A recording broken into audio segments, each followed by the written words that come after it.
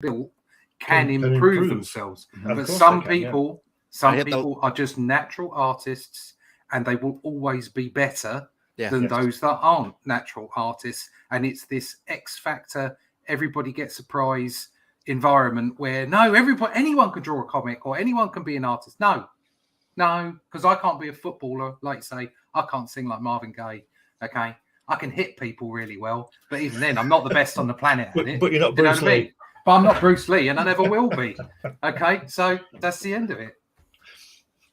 Come on in, everybody. We see you out there. It's all right. It's early in the morning where I am. It's brunch time where Russ and Glenn are. This is Comics by Night, at least where I'm at. If you're over on the West Coast, it's Comics by Way at night. It's 2 a.m. over on the West Coast. Got to try to get Christy Shin on here sometime if she's ever awake that early, just to complain. It's too goddamn early to be podcasting. Yeah, okay. It's all good. I got coffee, so I'm all right. Same here. Yum.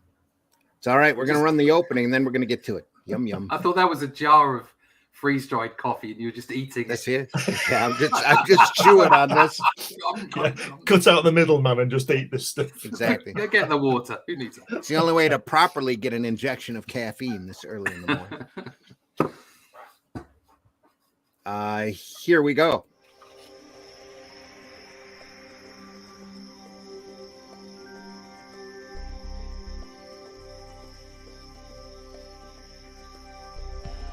What was that?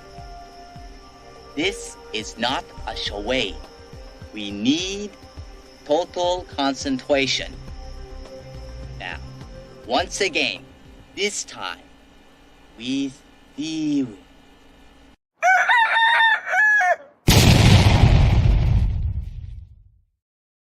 Good morning, good afternoon, good evening, everyone. Come on in. That's got to be the best introduction online. I love it. It's brilliant. That last bit of film is dedicated to Meredith Logren, who actually set it up for me way back when. With the double cupcakes and the explosion. Yeah. She said we needed to use that. So I needed to use that when opening this show. Come on in, everybody. It's Comics by Night. It's 5 a.m. where I am. Who knows what time it is where you are. Thanks for tuning in. The chat is open. Please feel free to talk to us as we go along our merry way this morning, afternoon, or mid-morning for Glenn and Russ. It's Comics by Brunch where they are. So I'm your host, Randy Zimmerman. I've been a longtime alternative comics producer, publisher.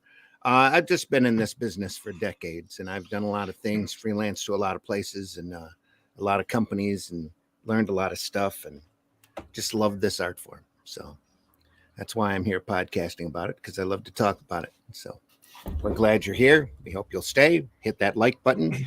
If you haven't subscribed already to the Indie Comics Network, please go over there and subscribe.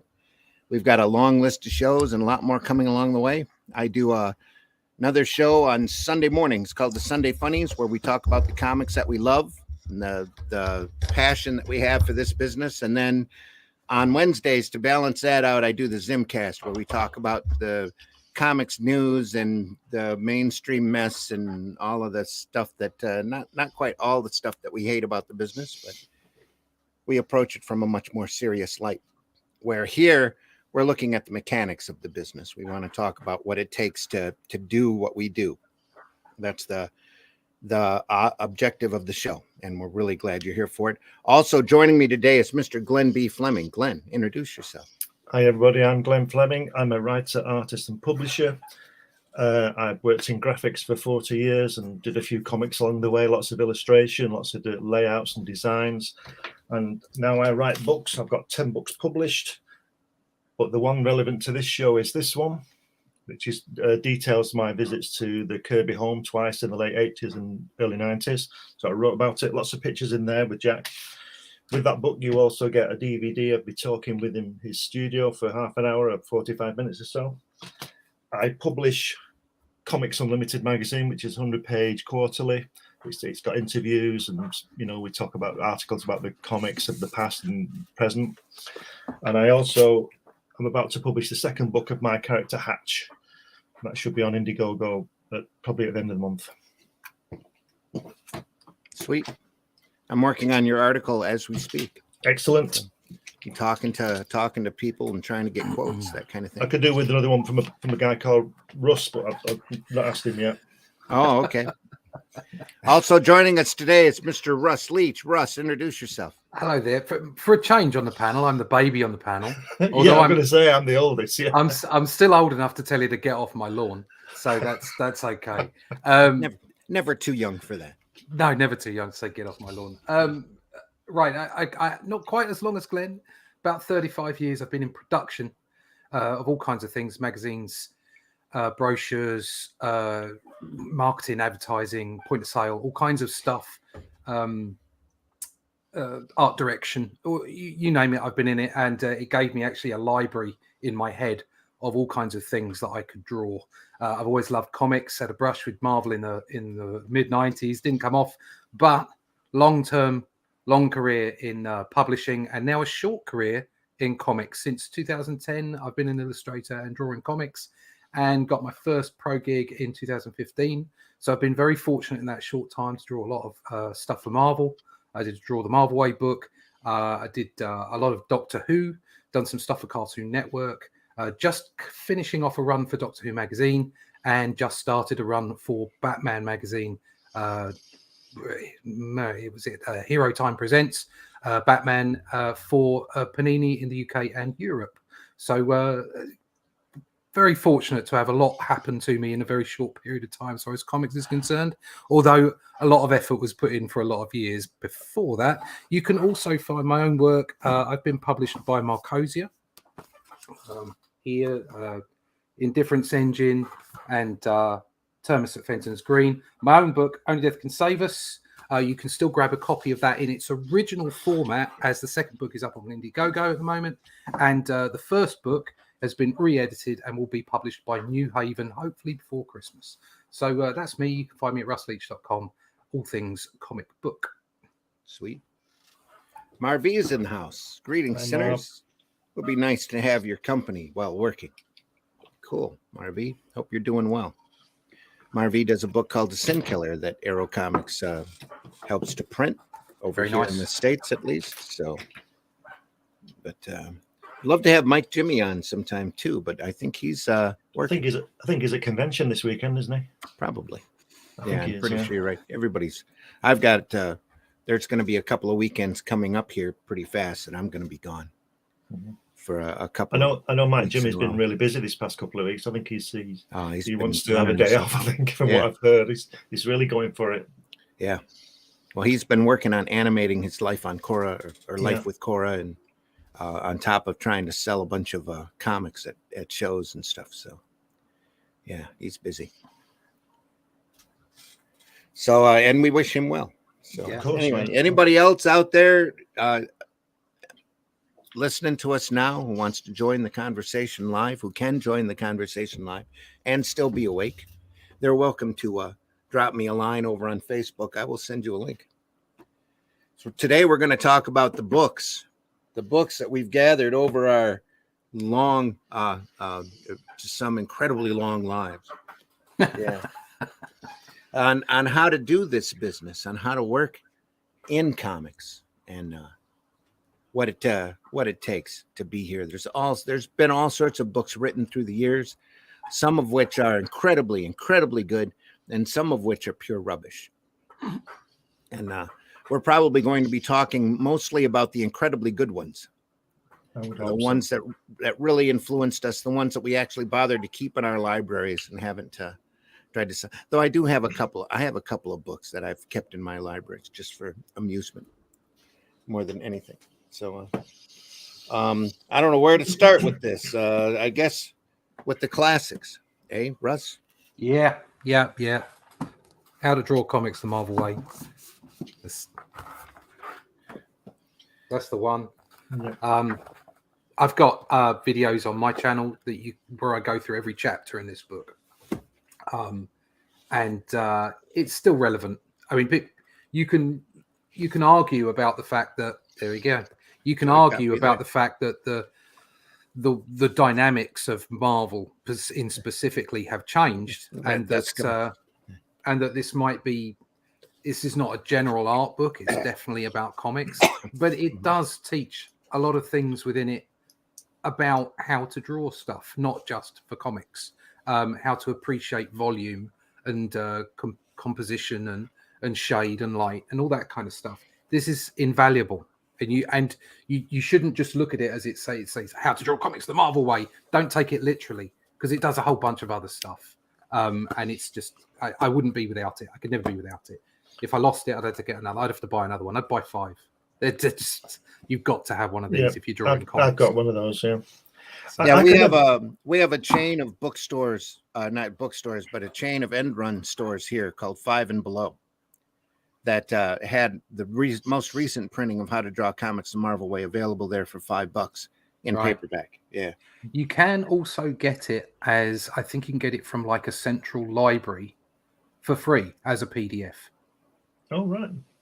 Which is what I used on my video series of the book. So you guys didn't have to show it. I actually had a PDF up and went through the pages, and you could see the lessons, and then I interjected with my own examples. So you can go and get it there. Is that a British thing, the Central Library? No, I can't remember off the top of my head, where it is, but I do get emails from them occasionally, but I don't actually think it's British. I think it's some American librarian kind of thing where they're keeping historic PDFs and really? That kind of stuff. I get unsolicited emails, but they're usually not from Central Library. No. I'm definitely on their list. I was just going to say, is there a reason? I'm probably trying to find something that isn't there. Because I would have thought How to Draw Marvel Comics, How to Draw Marvel comics the Marvel Way would have been Jack Kirby. I know he's in that book, but it's John Buscema, isn't it? So I wonder why Kirby didn't do it. I think because Kirby had such a distinctive style when it came to drawing, more lifelike comparisons with shade and what have you, he would have had to have shown you his other style, if you like, because he was a fantastic artist, but in fact only fantastic artists really can stylize themselves in the way that Jack Kirby did.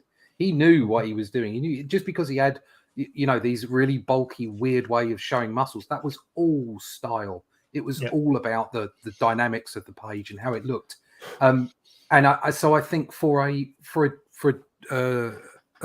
tutorial book like that, he'd have had to have gone back to or used a different style, and then that wouldn't have been him, would it?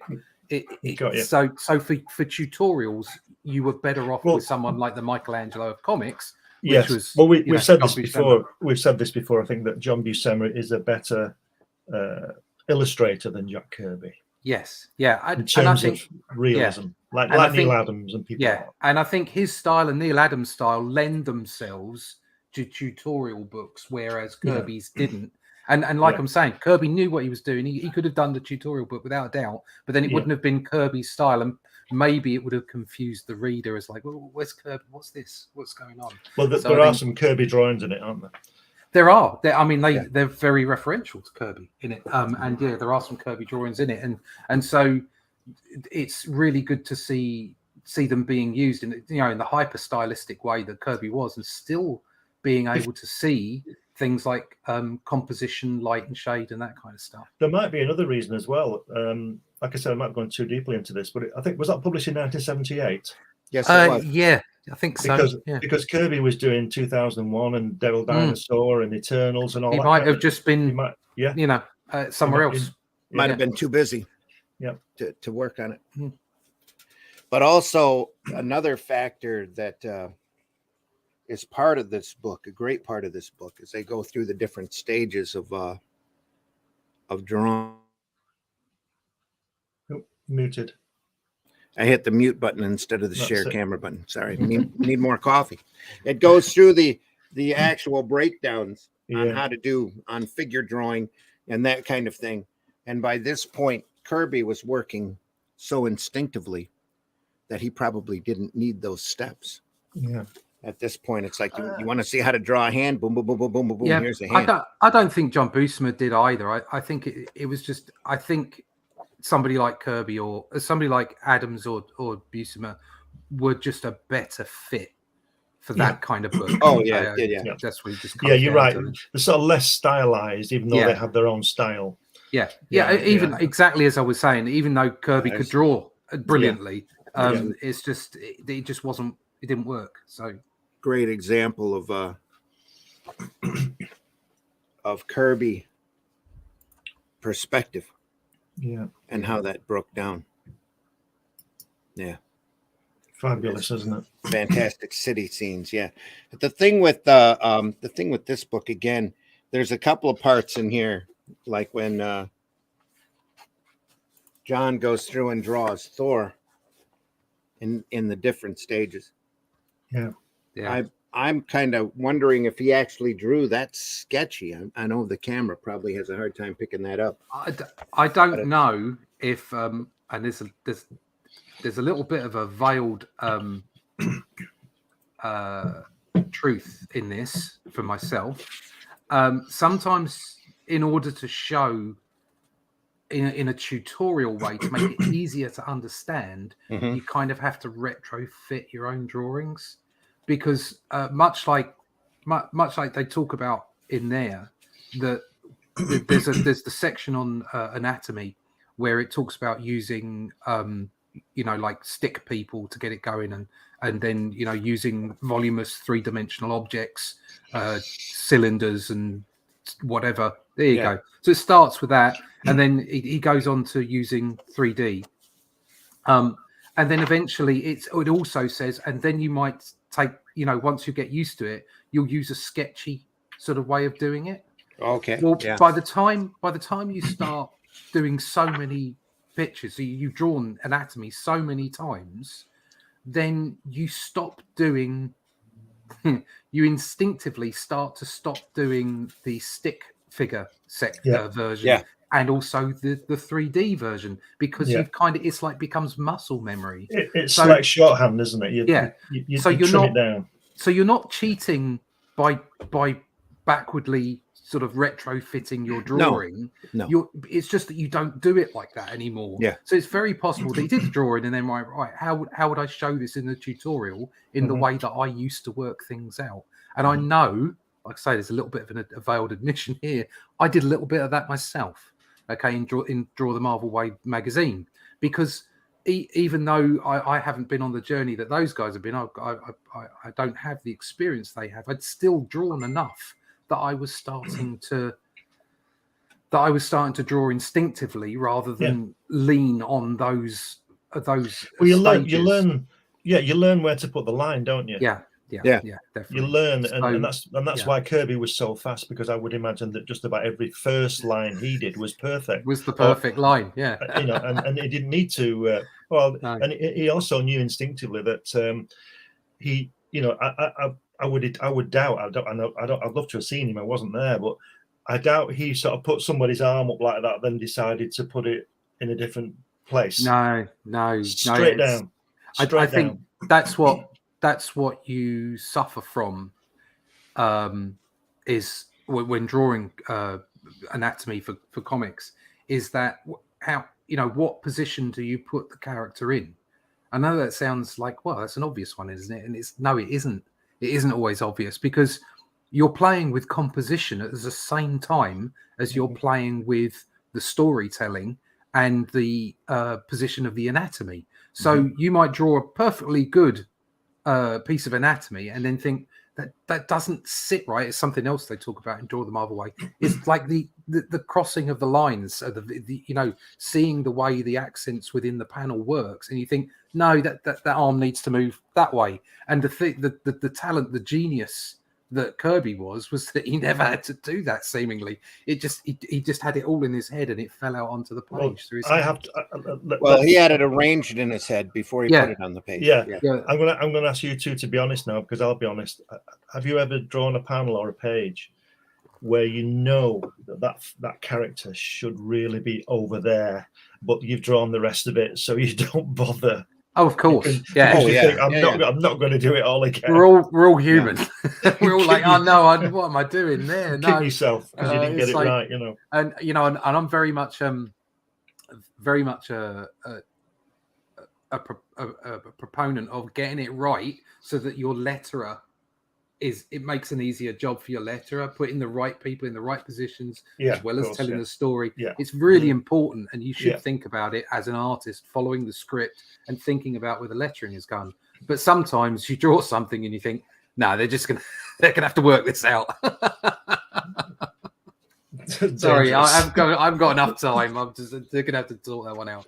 But it happens when you're producing at a reasonable pace. So Well, a lot of the books, especially back during the 60s and 70s, weren't really drawn at a reasonable pace. No, exactly. No. Yeah. Everything was on such a hard deadline that it's very difficult for them to keep up. The great example for me growing up was they showed when you talk about page composition, they show a page here that's okay. It's got Hulk busting through a wall, the Avengers reacting to it, running there, and then making a few other reactions to the action. Hulk lifts Iron Man, and the Vision and Captain America there are stunned at the bottom. And how much better it is when you draw it the Marvel way, which is very static, but still with a mind on composition, very bent panel. Yeah. Even though you're still in a rigid panel grid, you've added so much more excitement and drama in every panel, from the reactions, the action used, the angle of the camera, that kind of thing. That's one of the great things that this book is about.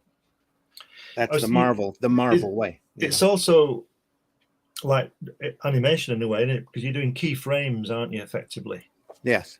And you miss it, and the in-betweens, as it were, are literally between the panel borders, aren't they? Mm-hmm. You're drawing the key frames, and that's why Kirby was so good, because let's not forget, and I'm sure he worked in animation to start with. He used to watch films. He used to go and watch Cagney, and his mother used to drag him out of the theatre and all that kind of thing. And so he was learning all that then. He was only 10, 11 when he was doing that, watching those films, but it was all going in his head. And then when he got a job in animation, but he, as the story, he was the in-betweener. Yeah. And that's 22 frames, isn't it? Between the 24, 24 frames a second. So you got two key frames. Right. He didn't want to do the in-betweens, did he? Because he didn't want to do the same drawing twice. And that's why he moved into comics, because he could do sequential art, but he would just be drawing basically key frames. And that's why he was so good. And his composition and all the creativity and all that just flowed out of him and everything.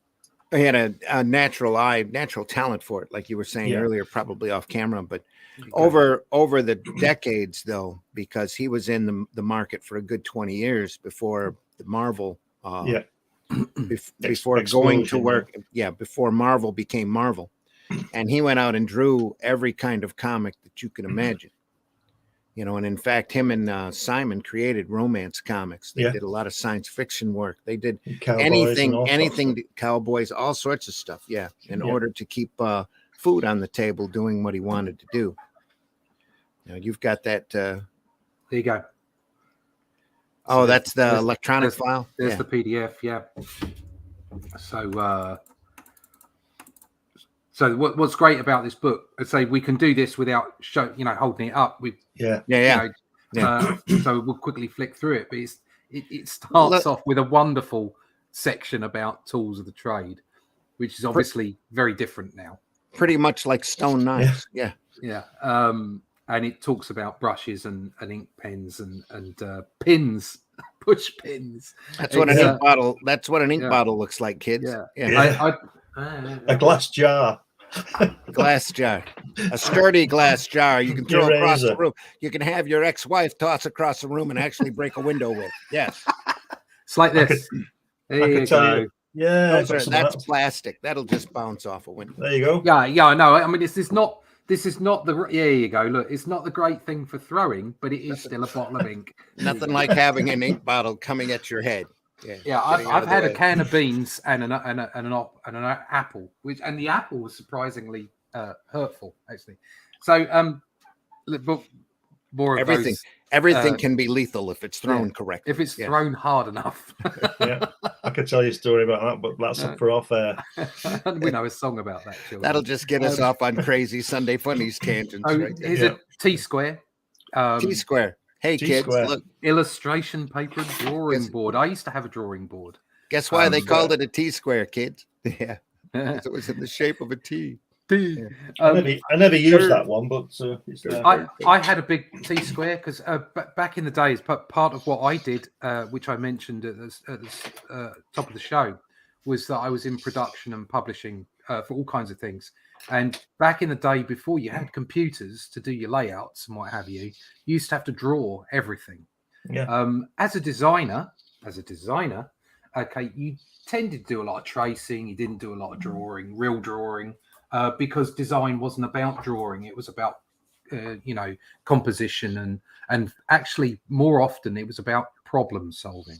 Mm-hmm. And part of what I did there, the problem solving there, but also what really helped was having a library of things in my head that I drew. Now I ended up getting a job drawing product pages for Argos, which is a big company in the UK, for our American friends. And they had the brochure. They had a massive brochure, and I used to art direct on sections of the brochure. And I used to get swapped around through all the sections, as well as doing things for electronic companies, toy companies. I did Hornby brochure. I did Sony's brochures, and it meant that back in the day, before you had computers, you actually had to draw the products in the boxes they were going to be shot in. Right. So that you understood, so that it meant that I would draw all kinds of things from table, chairs, lamps, people. I had to draw people because you had to put models in them, in the scenery, all kinds of, you wouldn't believe, garden furniture, toasters, books, cupboards, you name it. I had to draw pretty much everything, right down to automotive as well, because they'd have car mats or stuff that you could put on your motorbike. So I ended up, even though I wasn't in comics at the time, I ended up having a library of stuff in my head. And the stuff that I didn't have as much of was the anatomy, which is something that I had to, run really hard at when I did come in. Although I'd done a lot of anatomy classes and all that kind of stuff, so I knew my way around anatomy. So it's really important that you have these things as a library. So I was able to take the experience that I'd had in publishing, in production, marketing, design, advertising, what have you, and bring it to my comics career later in the day. But I was using things like this, T-squares, to draw layouts for brochures back in the day. So I used to paint a little bit, and I'd stretch watercolor paper over an A2 board, like the one we've got in here. So I've had my experience with some of these. Well, okay. You dropped something. Oh, there you go. Look at that. Glenn is rearranging his books. Yeah. Glenn has showed us a perfect example of stretched paper on a board. Hang on. Whoops, let me blow brilliant to work to. Yeah. It's just cartridge paper stretched. Yeah. So you really wash nice. it and you put water on it and stretch it, and it means that when you paint onto it with watercolors, it doesn't crinkle. It doesn't That's buckle. the point. Yeah, there you go, kids. There's a little bit. Amazing. Yeah. A little bit of it. So we had all that stuff. So we've got these tools. This is just lovely in here. And then it goes on to talk about the main aspects of comic book pages. And have we got that up? Give me just a second here. I was rearranging my book poops here. Yeah, I used to do layouts for the photographer for brochure covers and things like that. Yeah, and all the arrangements, and I had a great time because I used to draw them. Yeah, exactly. I'd draw 10 in a day. I'd just be drawing all day. It'd be fantastic. Yeah, and that's what you had to draw it accurately so that the photographer could do it properly. That's right. And people were actually told to leave me alone while I was drawing. It was great. Nobody minded me. What's Glenn doing? Oh, he's drawing. And it is actually, it's surprising the amount of designers you do come across who can't draw a fig. you know what I mean? They haven't got a clue what they're doing. So I was drawing. But in all fairness to them, that's never what they wanted to do. They just wanted to do the problem solving and create, what they created in their disciplines of design. I've worked in lots of studios with designers, and like you say, they can't draw, which was great for me because I can, and so I got all the drawing work. Yeah. So but something that you have to do when you're drawing comics. Back in the day, you used to have to absolutely concern yourself with where speech bubbles were and titles and that kind of stuff. You don't have to do that as much now, although I feel that there is still a very strong sense of design in indie comics and the way people put things together, because they have to do it all themselves a lot of the time. And most good. Yeah, and really good stuff as well. But this shows you how, as an artist, as an illustrator, a sequential artist back in the day, you really did have to be aware of everything that was going down on the page. And it goes, so I won't bore everybody with this, definitely get hold of this and read it, okay? And it goes through all this stuff and tells you, what they are and how they work. And what then, they are and why they're there. Yeah. And why they're there as well. And then, it typically goes through different kinds of shots, and then it goes on to the different chapters. So here's great chapter of literally, this is what I was talking about, drawing toasters and stuff. This, making things realistic, understanding three-dimensionality. Look at that TV on the corner. Yeah, that's absolutely. My mum and dad had a TV like that. Yeah, so did we. Yeah, we used that in the early '60s. Yeah, I remember that. Yeah, I remember a remote control, kids. Remote controls. Ooh, that was the latest in technology. Hey, just as an aside, not to break off this, just for a second. When we first got our first colour television, when I was 16, I came home from work excited. We were getting colour television. The guy was there, and guess what was on? Thunderbirds. Oh, there you go. In colour. So I walked through the door, Thunderbirds was on in colour. That's how you see that. That's how you fall in love with things, isn't it? Yeah. That's how you fall in love with things. It's like comics. That's how you fall in love. Also with Thunderbirds, that's why every one of the Thunderbirds was a different color.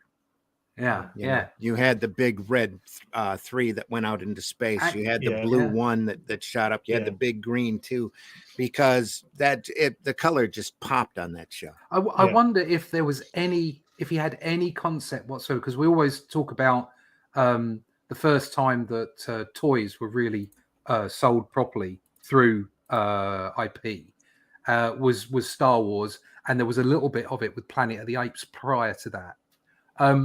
But if you think about it, we had $6 Million Man and that kind of stuff, and that did well in the shops.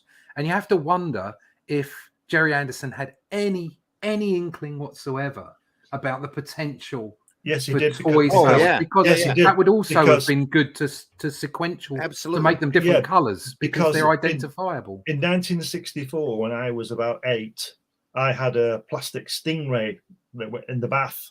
Stingray. Yeah, so it was all that, and the merchandising was launched in TV 21. That was a submarine puppet show, folks. If you don't, if you're not aware, go look it up on YouTube. There once was a girl called Marina. Yeah, Stingray was the first British TV program filmed in color. There you go. There you go. Bit of history there. Yeah. So and it's fabulous. That's why if you go and you look at the remastered original Treks that are up there and available now, that they've gone through and cleaned up the negatives of the film, you see the set, the bridge set in Star Trek is all bright primary colors, blues and reds and yellows, because back then color TV was so revolutionary. Everybody was just over the top bright in order to make sure that they saw all of that color. That was one of the big things that made Batman so successful. Batman, it was so colorful, wasn't it? Yeah. It was also the same with Laughing. Laughing was the first TV program I actually saw in color, not at home. It was somebody, a friend's. They had a color television because their house was full because they had a color television. The first TV show I saw in color was Laughing, and then what's the cowboy called with Blue Boy, the guy with Mark Slade, the guy with the blue eyes. High Chaparral. Oh, right. Okay. Now and then the next one was Star Trek. So that's a deep cut, kids. High Chaparral. Back when I was a kid, people still had black and white tellies alongside their color TVs, and when we were watching the snooker, we got the classic. For those of you watching at home in black and white, the pink ball is the white ball is behind the pink ball, and it's like, what's going on? They bring that out every time. I don't know if it was exactly those colors, but something along those lines. Which is a lot better than 10 years before that, where they were trying to describe everything over radio. Yes, it's a little bit better, isn't it? You can work it out. Yeah. So, but you couldn't work out the difference between brown and I still have trouble with brown and red balls. But there you go. Right. So if we want to quickly whip through this, because we've got other books to talk about, but I'll just I'll quickly whip through. Let me jump up on the screen there. There we go. You're good to go. So that it's got those basics. I mean, look at that gun. That's fantastic. Look, and you can see. It's like we said. This is basic drawing, isn't it? It's very basic. To do with drawing comics or the Marvel way. This is basic drawing. Oh, it does because it shows you how to break all of this down into basic shapes. Yeah. This image of this plane stuck in my head for years, forever. I don't know why, but it's just because it's just so simple. Is it this book that tells you that basically everything is either a tube, a sphere, or a cube? Yeah, basically, it's along those lines. It says there, like, form of a cylinder. It says it there. Yeah. So you've got that, and then you see talking about how that figure is broken down into cylinders and circles. Yeah. There you are, right there. Yeah, squares. Then it starts talking about shade and what have you, and then it moves on to and there's some more complex breakdowns here. So yeah, I mean it does a really good job of that. It really is a good book. It's a fabulous book. I'll just zoom in a bit more. I'll just whiz through. Again, breaking down. These are lovely. The way this is broken down. Yes. Yeah. They're showing dynamics and camera angle and proportions. The power of perspective. Yep. And it's like simple perspective, 1.2 point. You've got a simple 1.2 point there, and then you've got 3-point perspective with a few of these beautiful incidental drawings that John Buscema used to chuck in just to make the page look that little bit more exciting.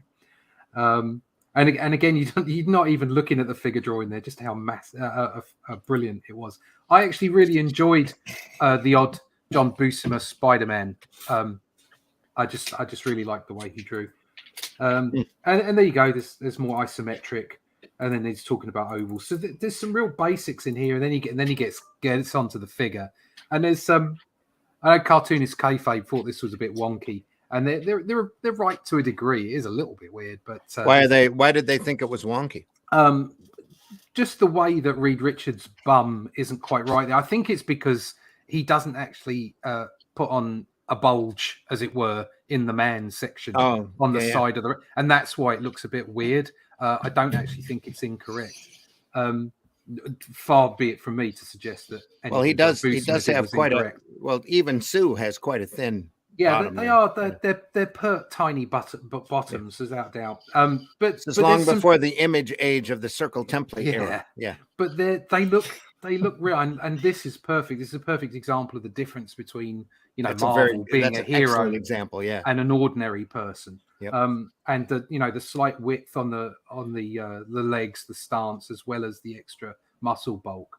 And here we go. He's talking about the dynamics of poses, and you can just see the difference. There's nothing wrong with the pose on the left, nothing wrong with it whatsoever. But that final pose, wow, the energy in there. And bigger figures. So there's so much in here. Bigger figures, larger circles. Yeah. This page reminds me of the Will Smith film, that robot thing. Just go back. Oh yeah. That it looks like that robot guy, doesn't it? iRobot. iRobot. Yeah. But you can just see the way he's putting it together here, and this is some of the stuff you were showing earlier. There you go. There's that more. So you can see where he's talking about. Okay, you can do it in this way, where you have your stick figure, and then you have the 3-dimensional stuff, and then you put on the final layer. Right. And then he's moved on, and it's being a bit more instinctual here, and he's not actually putting on the 3D stuff. He's just sketching in the person, in the to this where it's all sketch. Yeah, all of it. And I have seen film of Buscema doing this, where he just sketches and sketches and sketches, and then he inks over the top.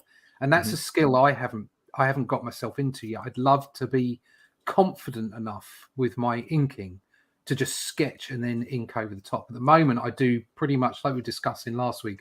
All of my intense work is done in the pencils, and then I just ink over the top of it. Well, while he's sitting there sketching, he's looking at which line to choose. Exactly.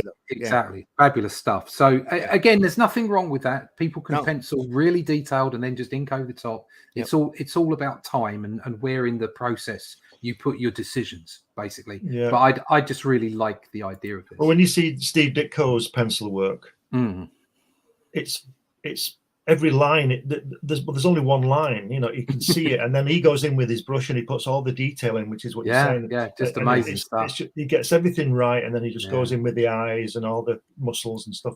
Fabulous. Well, there's a real famous 2-page stories like fill in on the annuals, because the annuals used to have to fill out pages. There's a great story that Ditko drew where he talks about his process and how he's going through and getting everything done, and he's so happy with the finished work, and then he remembers that he had to put the webbing in on Spider-Man. Very good. So again, this is about action and about posing.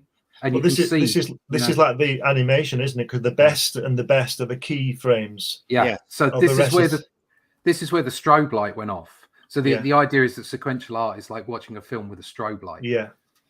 It's not quite like that, but the concept is pretty sound. And so they're going through dynamic anatomy here. If you go back 3 now, the cool thing that I like about this book is that they point out it's not capturing the action, especially in the fight scenes that's the most dramatic. It's right after that. Yeah, when you've got the figure recoiling, you've got the hit already. It's happened. The result. Yeah, exactly. That's something I think you have to remember. I wonder if that's why policemen always stand with the legs 15 feet apart to make them look like Captain America. Have you noticed that? I think it's more of a posture. Stability. They're trying to look power, big, aren't they? Trying to look big. Power posture. There you go. Yeah. Yep. So this was the one you showed earlier, which perfectly, like it shows exactly how these things work. I mean, that wonderful kick down the bottom right there. But the bottom left. Where's his head? The bottom left with the Black Panther. Yeah. Fantastic. I mean, it's got everything in it. On that kick illustration, I can think of at least 3 Kirby poses or Kirby stories that came out before that has that exact same kick in it. Yeah. That's a really good position of the leg as well. Yeah. Understanding how side kicks work and back kicks work. That's a very good positioning of the leg.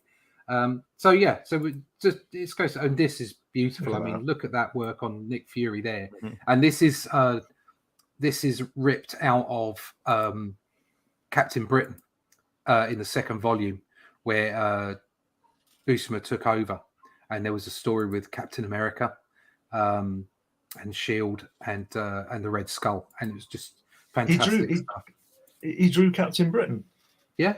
I didn't know that. Did you not know that? He drew Captain Britain for about 6 or 7 issues. Or something like that. Wow. George Tuska started out drawing Captain Britain with Chris Claremont writing, right? Yeah, it was. Yeah, that was back when he had his lionistic costume and was with the red costume with a large rod.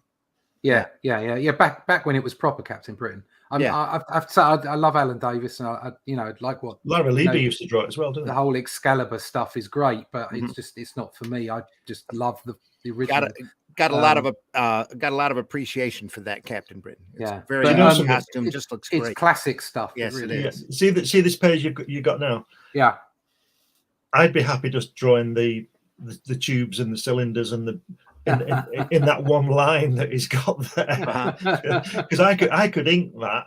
Do you know what I mean? Yeah. This is a great example of foreshortening, though. Yeah. Oh, it is. Yeah. And how the body is laying there and yet still looks awesome. And look at the one on the bottom next to the sketch of the thing on the bottom right. Yeah. Where his feet are towards you. I mean, that's just it's gorgeous. Looks really like a Gene Colan panel. Yeah. And then human head. So it's just the basics of the human head. So much like we had the basics of how to draw a television, you've got some basics on, human faces and heads. there's a wonderful section. This is great. Seeing all the different heads there. That's fantastic. Yeah, different faces. Yeah. I did something like that on my website as well. I did a sketch of just like lots of different heads coming up with different things. Just go back to that keep going. That top left back one. Yeah, that top left looks like Jack Kirby, doesn't it? It does a little, doesn't it? Like Hammerhead. And an old gang boss called Hammerhead that looks a lot like. Yeah. So the book is just absolutely. I mean, these are great of the female characters. Well, and how he draws simple, beautiful women, doesn't he? How simple. It's just it goes to show you this.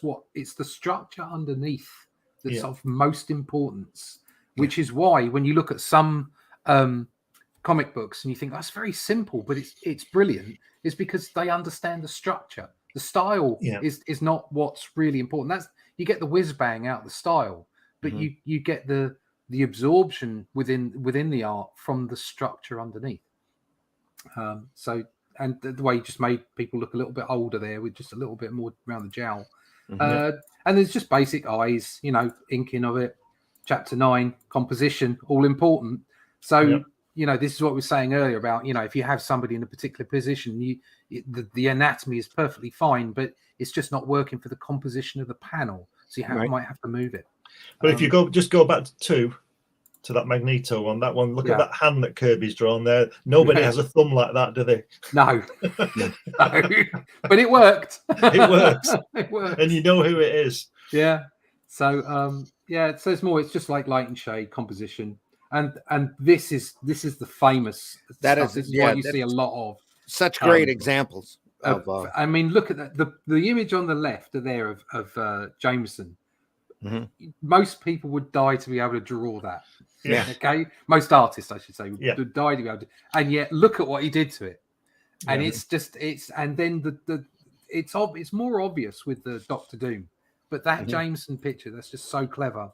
And then this again, it's nothing terrible. Those 2 about pages this we page. showed earlier. Yeah, nothing terrible. But the next one is just so much more dramatic. I mean, I think the top right panel. Look at the drama. It's a shame those 2 pages weren't side by side, isn't it? Isn't it? But the drama he's created in that top right panel, just by moving the camera and slightly adjusting the anatomy. So this is the famous page. Again, most people would die to be able to go, wow, this is fantastic. And then he just energizes it. And the drama, I mean, it's not just the energy of the anatomy, it's the understanding of how to make drama within sequential art. Look at the bottom right-hand panel. Yeah. Okay. Completely different, and yet so much more dramatic. That's really Will Eisner, that isn't it? Bottom right with that. Telling the very story. Much so. Yeah. So, I mean, this is the Captain Britain stuff. This is John Buscema. This is ripped straight out, and this is where he's putting the page together. Look at that! What a beautiful page that is. And then he's talking about covers. So there's doing thumbnails for covers and the importance of covers and that kind of stuff. And then off into inking territory, talking to you about traditional inking, not about digital inking. It's about traditional inking and, what's too little, what's too much. Some people would argue that they really like the too much one, but this is perfect. So the too much one works really well if you're printing in black and white. Yeah, exactly. So it's there, as with all art. I mean, look at that bottom left-hand panel, fabulous, and a little bit of duotone stuck in there for good measure. It's so much of this is subjective. Yeah, but I believe that there are objective principles within sequential art that are true to all really good sequential art. Right. They're not true to all sequential art because not all sequential art is good, but all good sequential art. And when I talk about good, objectively good means it tells a story and it's beautiful.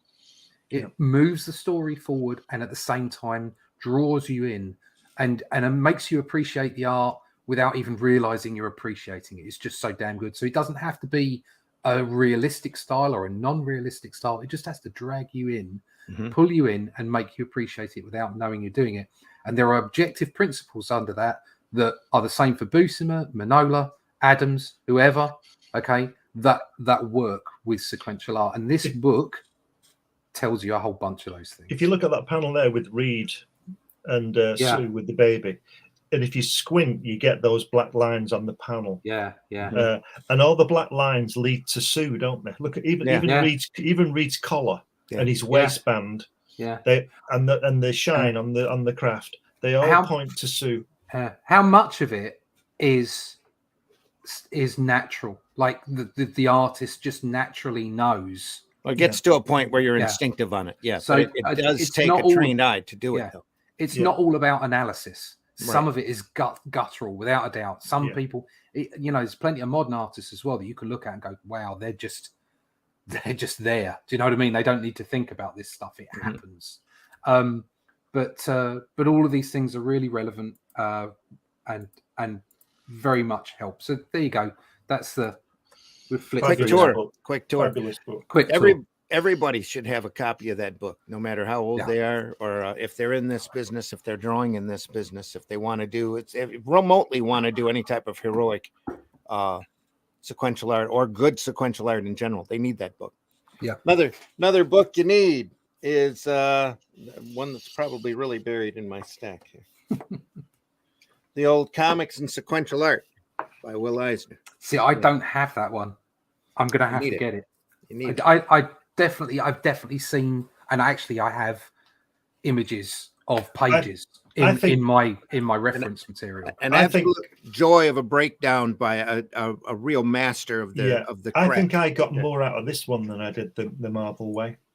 Well, the Marvel don't disparage the Marvel Way. I had no appreciation for that book growing up, the Marvel Way book, because I thought it was like drawing light, and because a lot of that stuff I had already figured out by the time that book had come out. Yeah. But the older I get, the more you look at that book, you realize that it's a foundation to get that instinct rolling, to start looking at positions, to start watching how you're drawing, to look at how everything breaks down into basic shapes, how perspective works and how to use it dynamically. The whole thing there is about the dynamics. I think there are doing the sequential art. I think there are many creators out there who dismiss it out of hand without appreciating just how important the messages it has in it. Where with Eisner's book here, it actually treats sequential art as a textbook. This is more of a college level written textbook analyzing what sequential art is, how it breaks down to beats, how every panel is important, and what you need to do with each panel in order to move your story along. And he uses a lot of great examples from his own work, showing I did this for this reason. Breaks down an entire spirit section here with an explanation. If you go over and look at this with the notes on it, I did this cover for that reason, or this splash page for that reason, and this panel works because of this and that kind of thing. And it's the kind of book, just like the Marvel Way book. The Marvel Way will remind you of the fundamentals. I mean, the real fundamentals. This book, if you keep reading it, you're going to pull out a lot of information every time that you read it on the little nuances needed in order to tell a successful sequential art story. And that applies to everything, because Eisner did everything.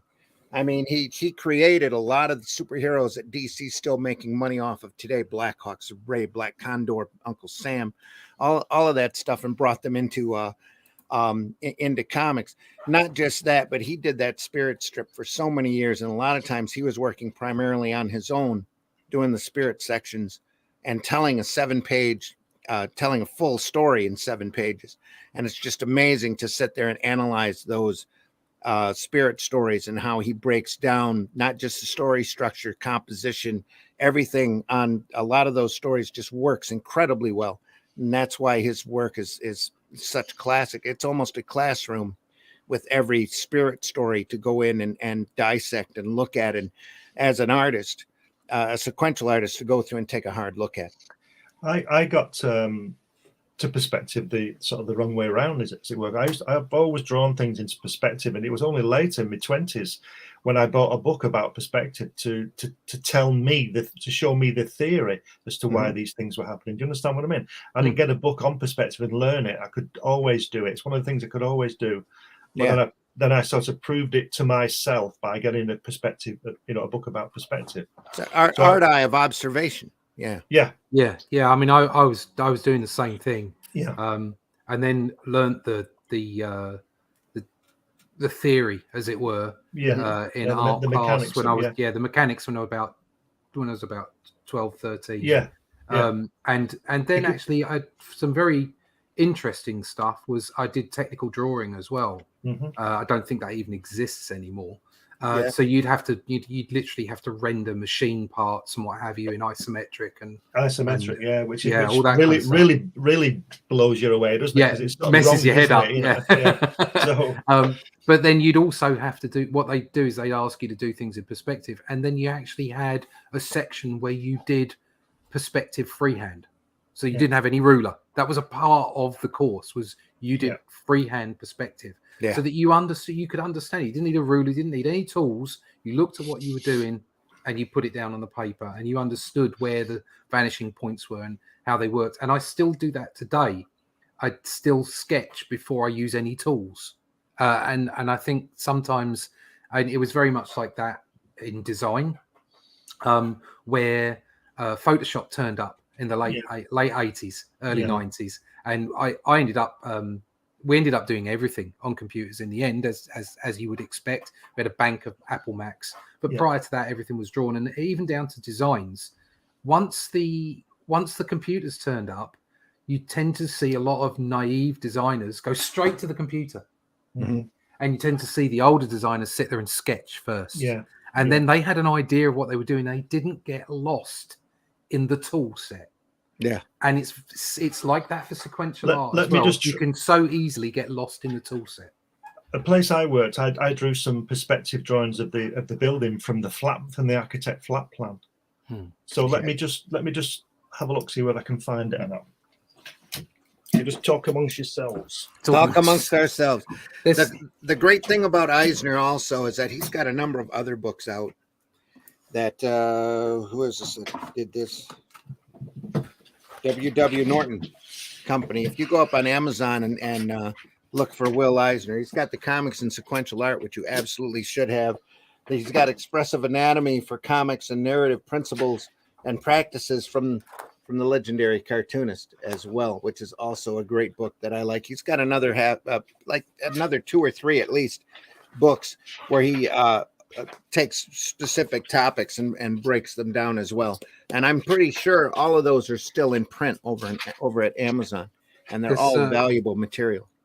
I've got 3 others here. I've got the DC Comics Guide to Penciling, Inking, and Digital Drawing. Those DC books are incredibly rare. Yeah, these ones. At this point, I've got the one on writing. By Denny O'Neil. Go ahead and take that if you need to. No, it's an alarm. It's my walkies alarm. I get up and do some exercises. Gotcha. But it's the 2 of them are by the traditional ones by Klaus Janssen. I'm afraid I'm not a fan of his inking, his drawing. I'm just not a fan.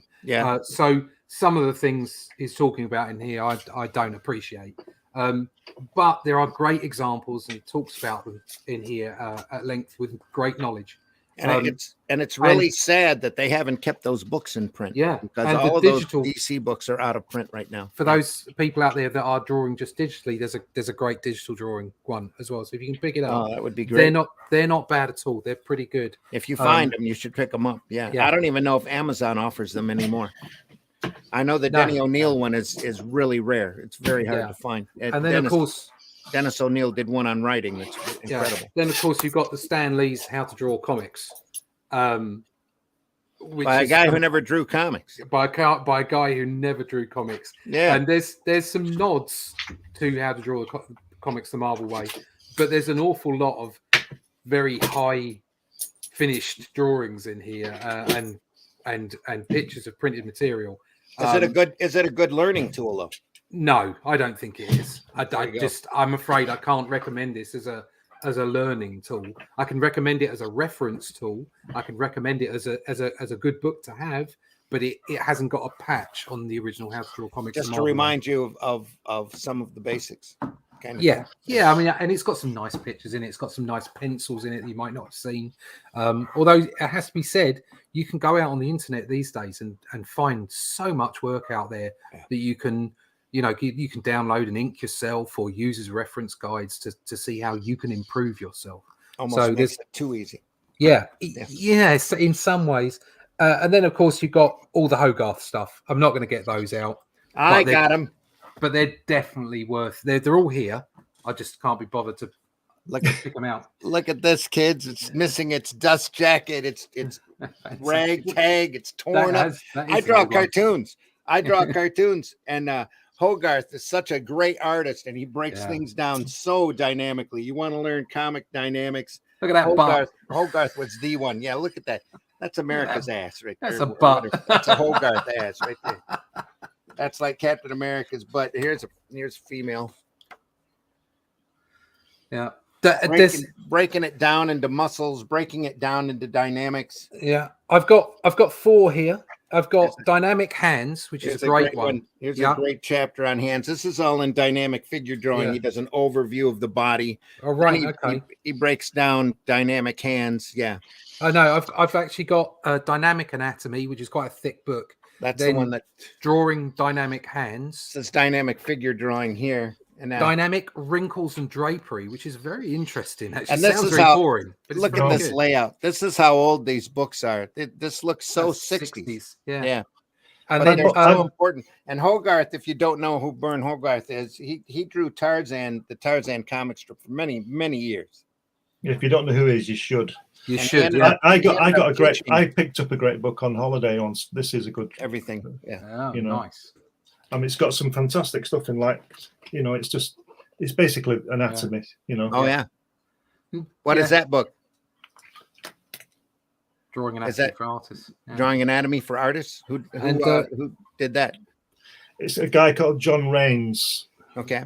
Whoever he is, he's just I say just an artist, but it's fabulous work. And he's got all the muscles in it and everything, Beautiful. Another great book that I love of Hogarth is the Dynamic Light and Shade. That was just the one I was about to pick out. I have that one as well. Yeah, these are books that you should get if you're serious about it. You should go get these books, because even if you only flick through them occasionally, you're going to pick stuff up.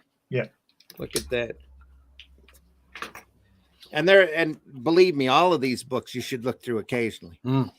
Here's a good one on perspective and anatomy that I got. Yeah, very nice. And it's you know what's in it. It's all just fabulous work, really. It's just wonderful. There's just a second. It just shows you about perspective and what you're doing. 2 point, 3 point, and all this kind of stuff. Absolutely. 1 point, whatever you want. And it's a really good book. I don't look at it too much these days, but I've been through it a few times. It's just wonderful to have ready if you need it. Out of that library of stuff we've just gone through, I would recommend that everyone has the Hogarth books. And if I had to pick out one book to say, before you jump to that, let me show this off just for a second. If you're not sure who Hogarth is, look at that. Take a look at that. Take a look at that Tarzan. Look at that. Tarzan for a number of years. He did a couple of graphic novels before the term started up. One of Tarzan of the Apes and one of Return of Tarzan. The Return of Tarzan one's incredibly hard to find, but the Tarzan of the Apes, both of them in hardback back in the 70s, late 70s. Wow! And both of them are incredibly detailed pieces of work. Just incredible. It's just such a fantastic artist. Oh yeah, like I was saying, you definitely pick up those Hogarth books, but if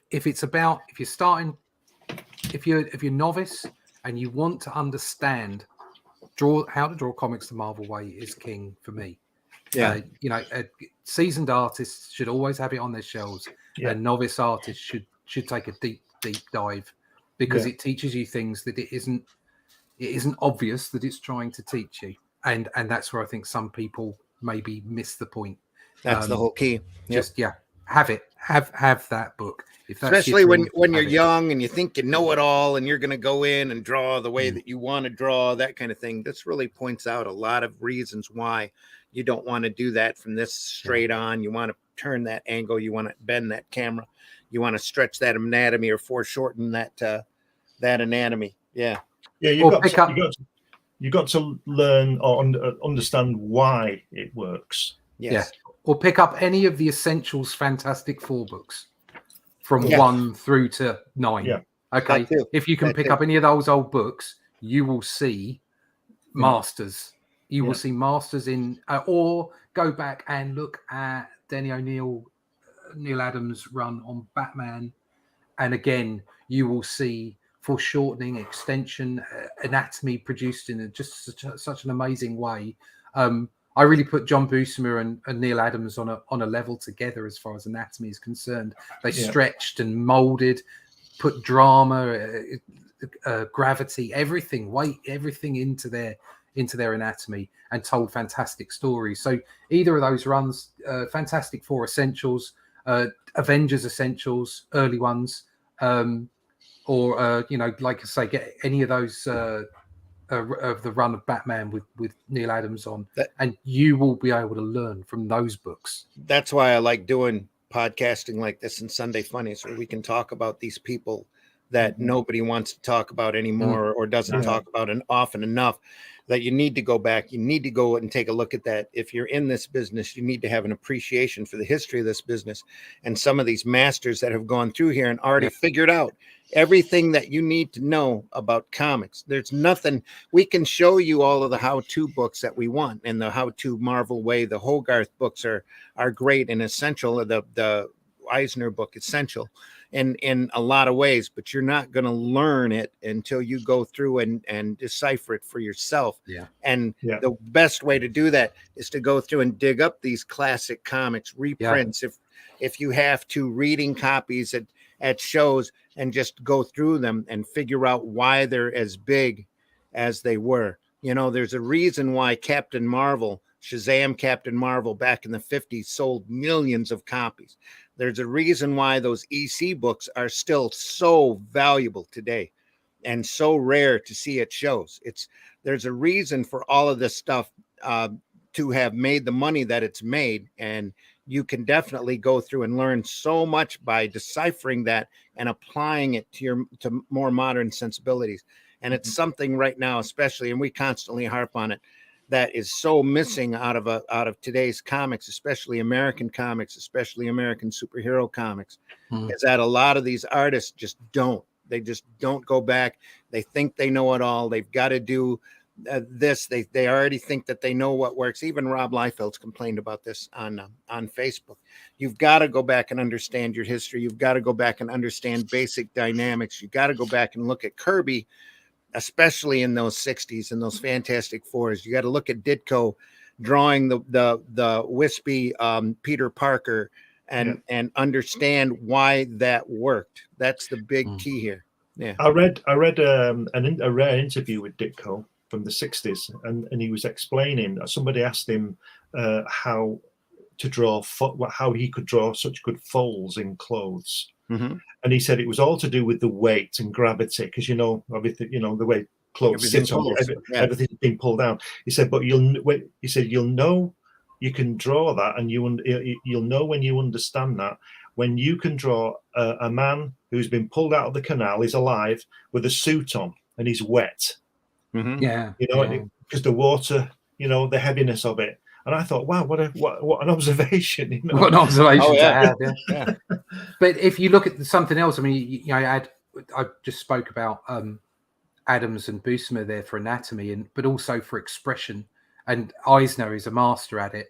Go back and look at those anything by Eisner, and you'll see masterful emotional. Especially in his later years, when he was covering subjects that not everybody wants to talk about. He talked about Jewism. He talked about his life as a kid growing up in New York. Life Force. Life Force changed me. Yeah, this thing in the Eisner book is amazing. Is the Hamlet that he that's on a rooftop. That's straight out of New York. Yeah, it's just fantastic. Where it's got a rooftop guy just sitting there reciting, going through Hamlet, experiencing it for himself, and you're seeing all of the drama, all the tension. all of the despair. It's absolutely brilliant. The entire gambit of emotions is covered right there in that one story. Just all by using a speech from Shakespeare and using posturing, gesturing, positioning, and composition. Yeah, it's just wonderful. It's just wonderful stuff. Just amazing books. And again, anything by Eisner is a school. Is a any of these great old comics are just great lessons in how to do it. There you go. Captain Britain by John Buscema and Tom Palmer. I've never seen that. Yeah. Wow. Show the cover for that. That's a collection, right? It's volume 2. Oh, that's okay. I'll have to check that out then. I didn't know they had done that. Came from these stories. Yeah. Right. Yeah. And there's the bit that we saw in the book How to Draw the Marvel Way. There's the Nick Fury. Yeah. There it is. Oh yeah, that is. Wow. That's exactly it. Here's the. That must have been done about the time that he was working on the book. There's the page. Absolutely. Yes. Yeah. Fantastic. Wow. So and this would have been around that time. Yes, around 1978. I'm gonna have to see if I can't find those. There are 3 of them, and the middle one is the best. Those are the epic collections, aren't they? That looks pretty thin compared to the other. That looks like the Star Wars book that I've shown off. This is times. Marvel graphic novel. I don't think they do this because they've changed so many times, haven't they? Yeah, they do. The standard of what they are. I don't think they do this one anymore. So you can probably get it in Epic Collection or something like that. It's amazing they held the essential format for as long as they did. I've got an entire bookcase of essentials back here. Yeah, but I don't have a Captain Britain. I'll tell you that. I wish I did. No, it's wonderful stuff. And then art by Wilson. Because Captain Britons are like kill ravens, where you see the evolution pretty much of the form by that character, because he starts out very much a superhero character. George Tuska draws it Trempe draws it in his way, does some great stuff, and then Buscema comes on. Look at that, Buscema, Tom Palmer. Look at that. Yeah. That's just phenomenal stuff. Phenomenal stuff. Then Alan Davis and Alan Moore comes on. Yeah. And just knocks it out of the ballpark. A good example of the importance of structure underneath style. Mm-hmm. If you can pick up the run, I think it's from like 1 or 2. I think it was from the start. Glenn can get me right on this. All the way through to 8 or 9 on the Essentials run on Fantastic Four, which is obviously reprinted from that way back, and that was all Joe Sinnott inking that. Yeah. Apart from 1 or 2 issues, and he had different pencilers underneath the whole thing, and he managed to give it a feel right the way through. That you could see there were different pencilers, but it was still there was this continuity that was just amazing. When Kirby left, John Romita took over with John Vaportman inking for a couple of issues, and I think he got taken off because he couldn't meet the deadline, but. Then John Buscema went on it with Sinnott on top, which made it look like you said, look like Kirby. And then I think it was Rich Butler who came on after that, and Sinnott was on him, and he drew like Kirby anyway, a similar style to Kirby. Yeah. So you could see that we're trying to keep the Kirby flavour, as it were. Yeah, but it was a long time. You went through and just Sinnott managed to make it look so contiguous. It was beautiful and uniform, and his style. Again, I misunderstood his style for the longest time. It's just beautiful. And something else I didn't realize was how much he, as an inker, affected me as much as the pencilers did. Yeah. And it's because of his clean lines and the way it worked. And still, I mean, I look at his work and I'm stunned by it. Unfortunately, it's not in vogue anymore. That it seems that everybody or a lot of publishers want to see styles that almost look a little anime. No, that's the kid editors that are coming up here thinking they know what's hot, thinking they know what's hot. When all of this old stuff sold in the millions, and some of it is almost a little. Oh, there you go. There's that panel. That panel. Yeah. Some of it is almost a little sort of Rob Liefeld-ish, with the very fine lines and not a lot of depth. A lot of unnecessary grit lines. Yeah. Not to say that all of it. There's some fantastic art there. I just quickly saw some art from the latest Miles Morales book, and that looks fantastic. And then of course you look at other artists like Batman.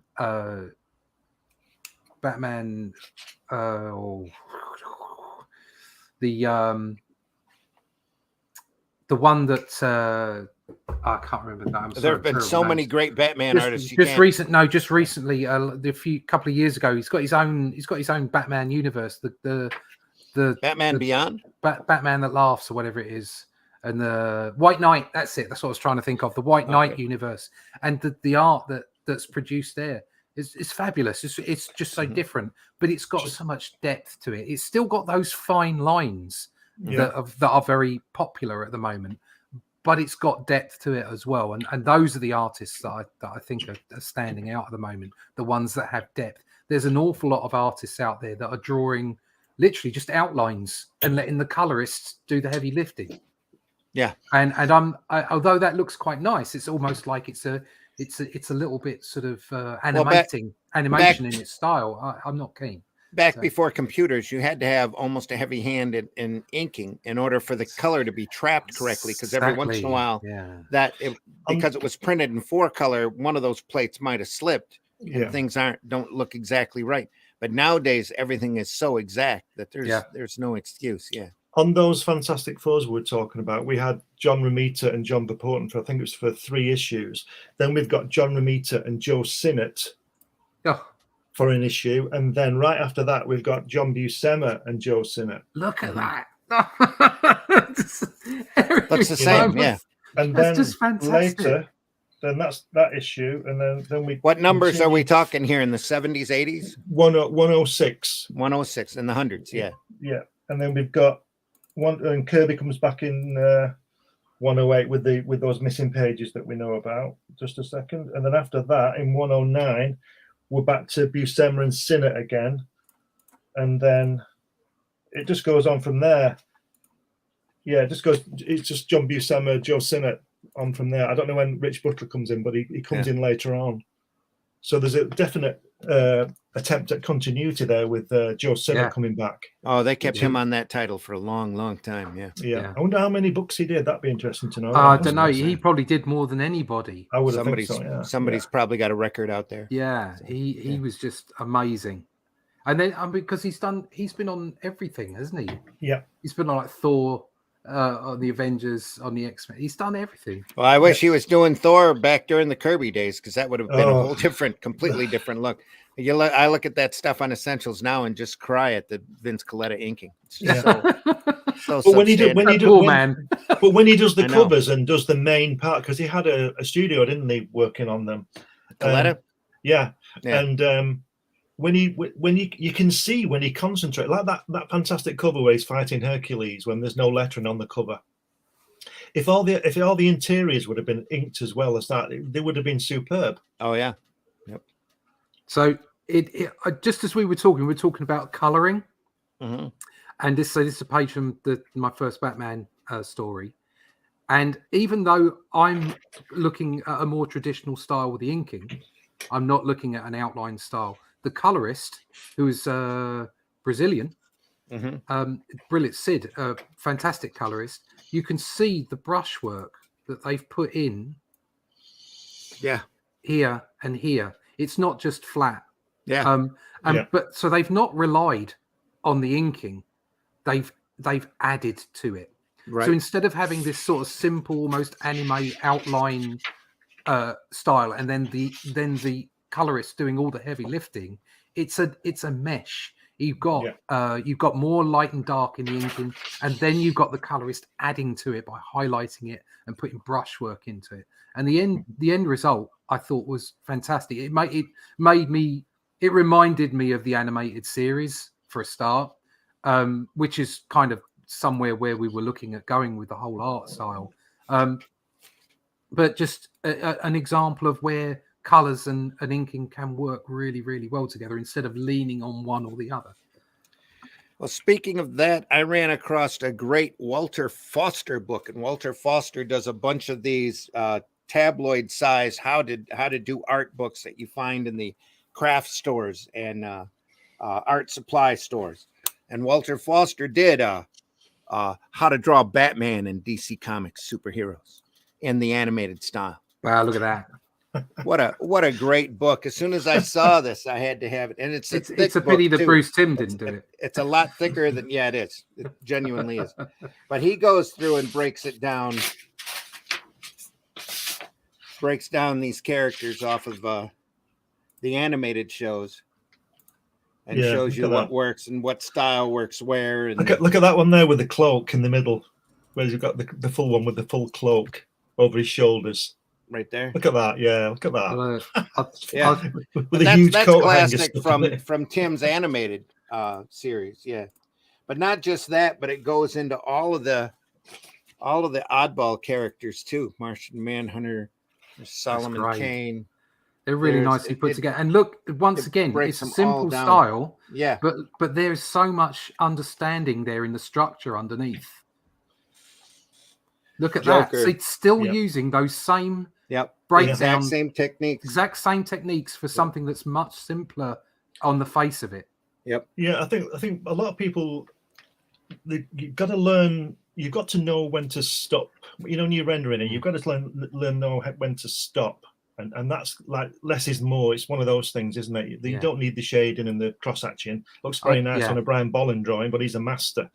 But you've got to learn to know when to stop. And there's a lot to be said for the Bruce Timm, stripped down look. I love the animated comics because that keeps into that same style. This type of style there.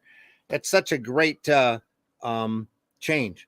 Because, like you said, you've got these people that are working on Batman now that are drawing super realistic, and you're not seeing a whole lot of stylized work like this. It's just, to me, it's more appealing, but I tend to go more cartoony anyway.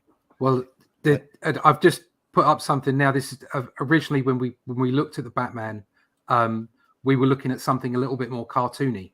Yeah. And they asked me to put together some designs, which unfortunately, in the end, in the end, they decided they'd rather go with a more sort of modern look, or a more traditionally comic look, if you'd like. It is a more modern look. You've got those Jim Lee boots on him.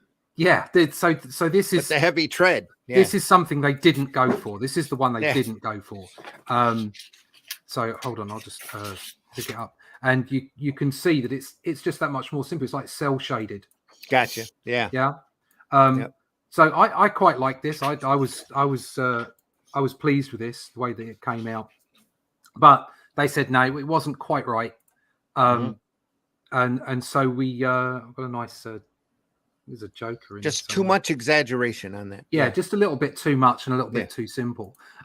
So we ended up going with something sort of a more traditional look. And that's fine, because actually I draw more like that than I do like those examples. Gotcha. I would have. There were simpler lines, but the style is not my normal style, so I would have had to have worked at that probably a little bit harder than I'm working at this. Although there's more detail in what I do in the current version. But yeah, what it shows, exactly with that book that you were showing there. Come back to the same old thing: structure underneath everything. You have to understand the rule sets, structure, basic shapes. Basic shapes and structure. After that, getting the heads right. Yeah, getting the positioning right. I was never much of a fan of the stick figure, but I mean, when it comes to that kind of drawing, yeah, I would never use the stick figure. It takes too much to do after you've done it. Just do the second bit with the when you're fleshing it out a bit more. The simplification of hands there, based on I teach that in a drawing class. Yeah, off of the circle and adding a palm, adding a thumb, putting the fingers attached to the circle. Yeah, I do that. Very much so. I tend to do that with squares rather than circles, but it's the same. It's the same. You're drawing a more realistic hand too. It's the same logic, exactly the same logic, because you know where all the major aspects of the hands are and the dimensions of fingers. Right, the rough dimensions of fingers are that your middle finger is longer than the two next to it. Mm-hmm. Okay, and then you get the little finger on top of that, and where the thumb stretches to along the palm. So these are just little things that you can log and remember. Yeah. And once they're in the library in your head, and you use them often enough, they become second nature. Oh yeah. Yep. Yeah, and this covers dynamics, perspective, worm's eye, bird's eye views, that kind of stuff as well, and perspective. Yeah, just a sweet book. So you've got a lot to learn. Not you. One has a lot to learn. I still have a lot. There's to learn. always stuff to learn. Yeah. I'm just saying, if you're a comic artist and starting out, there's a lot to learn. There's so much to learn, and you never stop.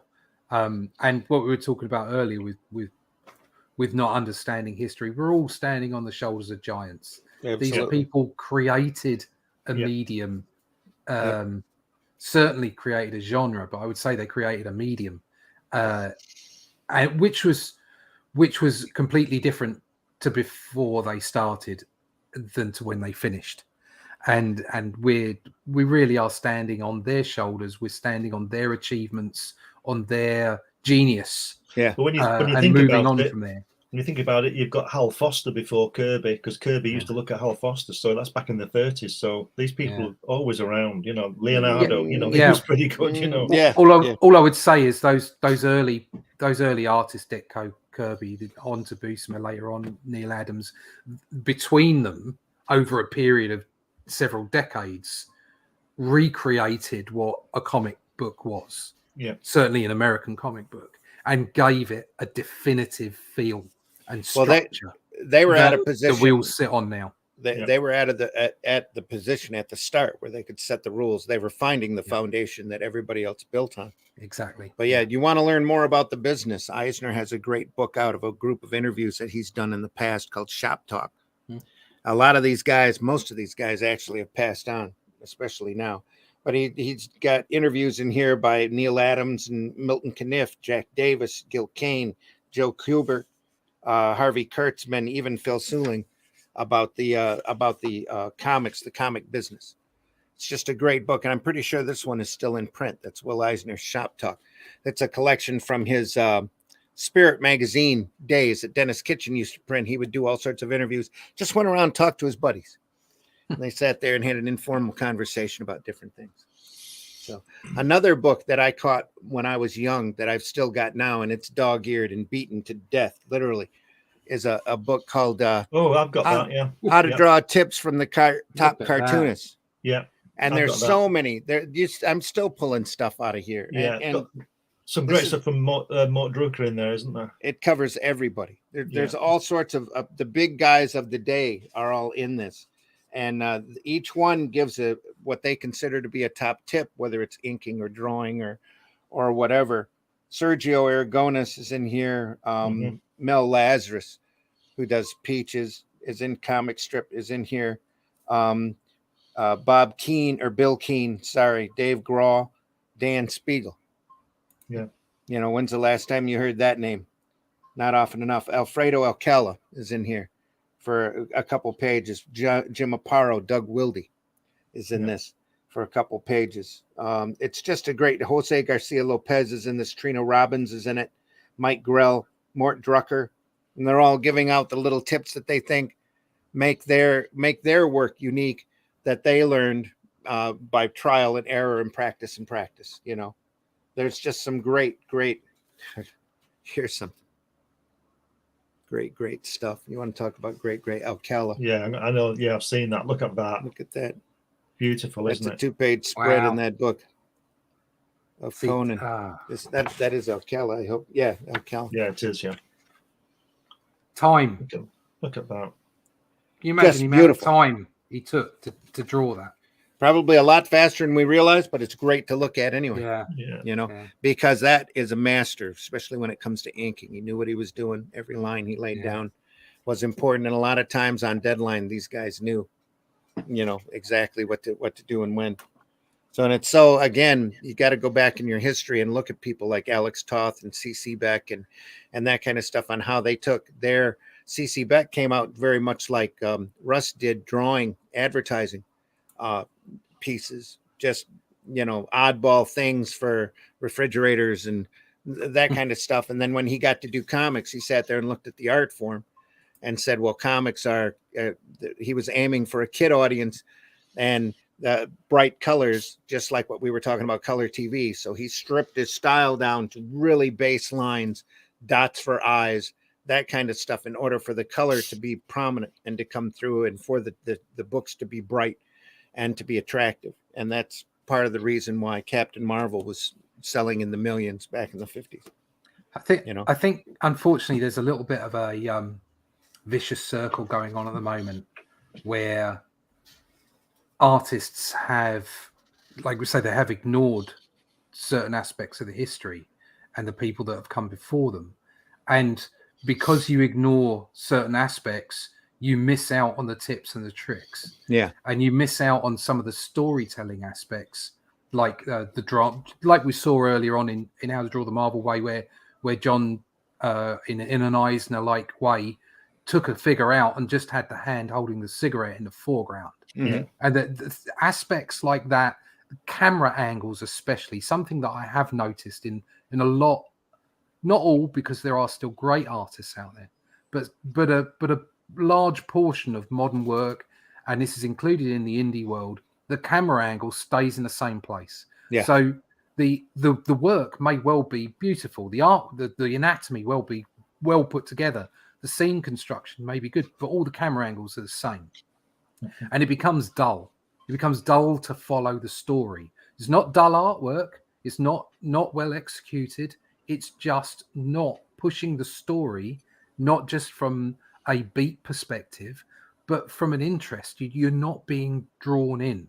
And and you have to think about that drama. You have to think about composition of every panel and how it works together within the page and the composition of the whole page.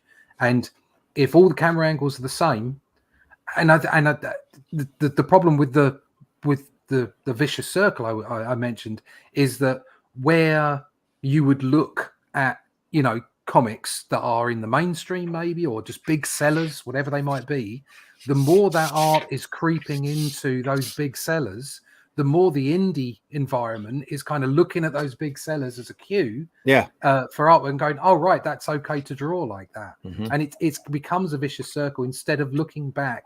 And, you don't have to have a style that looks like something from the Bronze Age. You don't.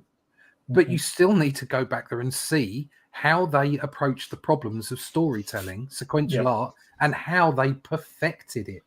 Well, okay? You don't have to copy it. Just be aware of it. I think modern comics have become a lot more sanitized than in the old days, because they're trying to reach for a level of realism. It's very difficult to tell a lot of these guys apart, at least to me. Yeah. Do you know what? I've been caught up in that. I've been caught up in that process, because you're driving for perfection yourself. And what you have to do is you have to differentiate between the perfection of photorealistic art, okay, and the perfection of what you can produce, how you can tell a story, and how you can individualize yourself on the page. Yep. There's a difference. One of the great things I think about Stan Lee was the fact that he didn't try and create a mold. And I think that today, and like a lot of things in life, we're being driven into a mold. Everything's the same. And okay, drawing comics the Marvel way might be a sort of a mold, but he didn't stifle style and the way those guys were. Like, I mean, you couldn't get anybody more different than Gene Colan than Steve Ditko. And I think that was a major hindering block for Valiant back when Jim Shooter was there, because Shooter should have known, because Shooter was editor-in-chief at Marvel for so long. But all of those Valiant books, especially at the start, were ingeniously written. They were tied together incredibly tight.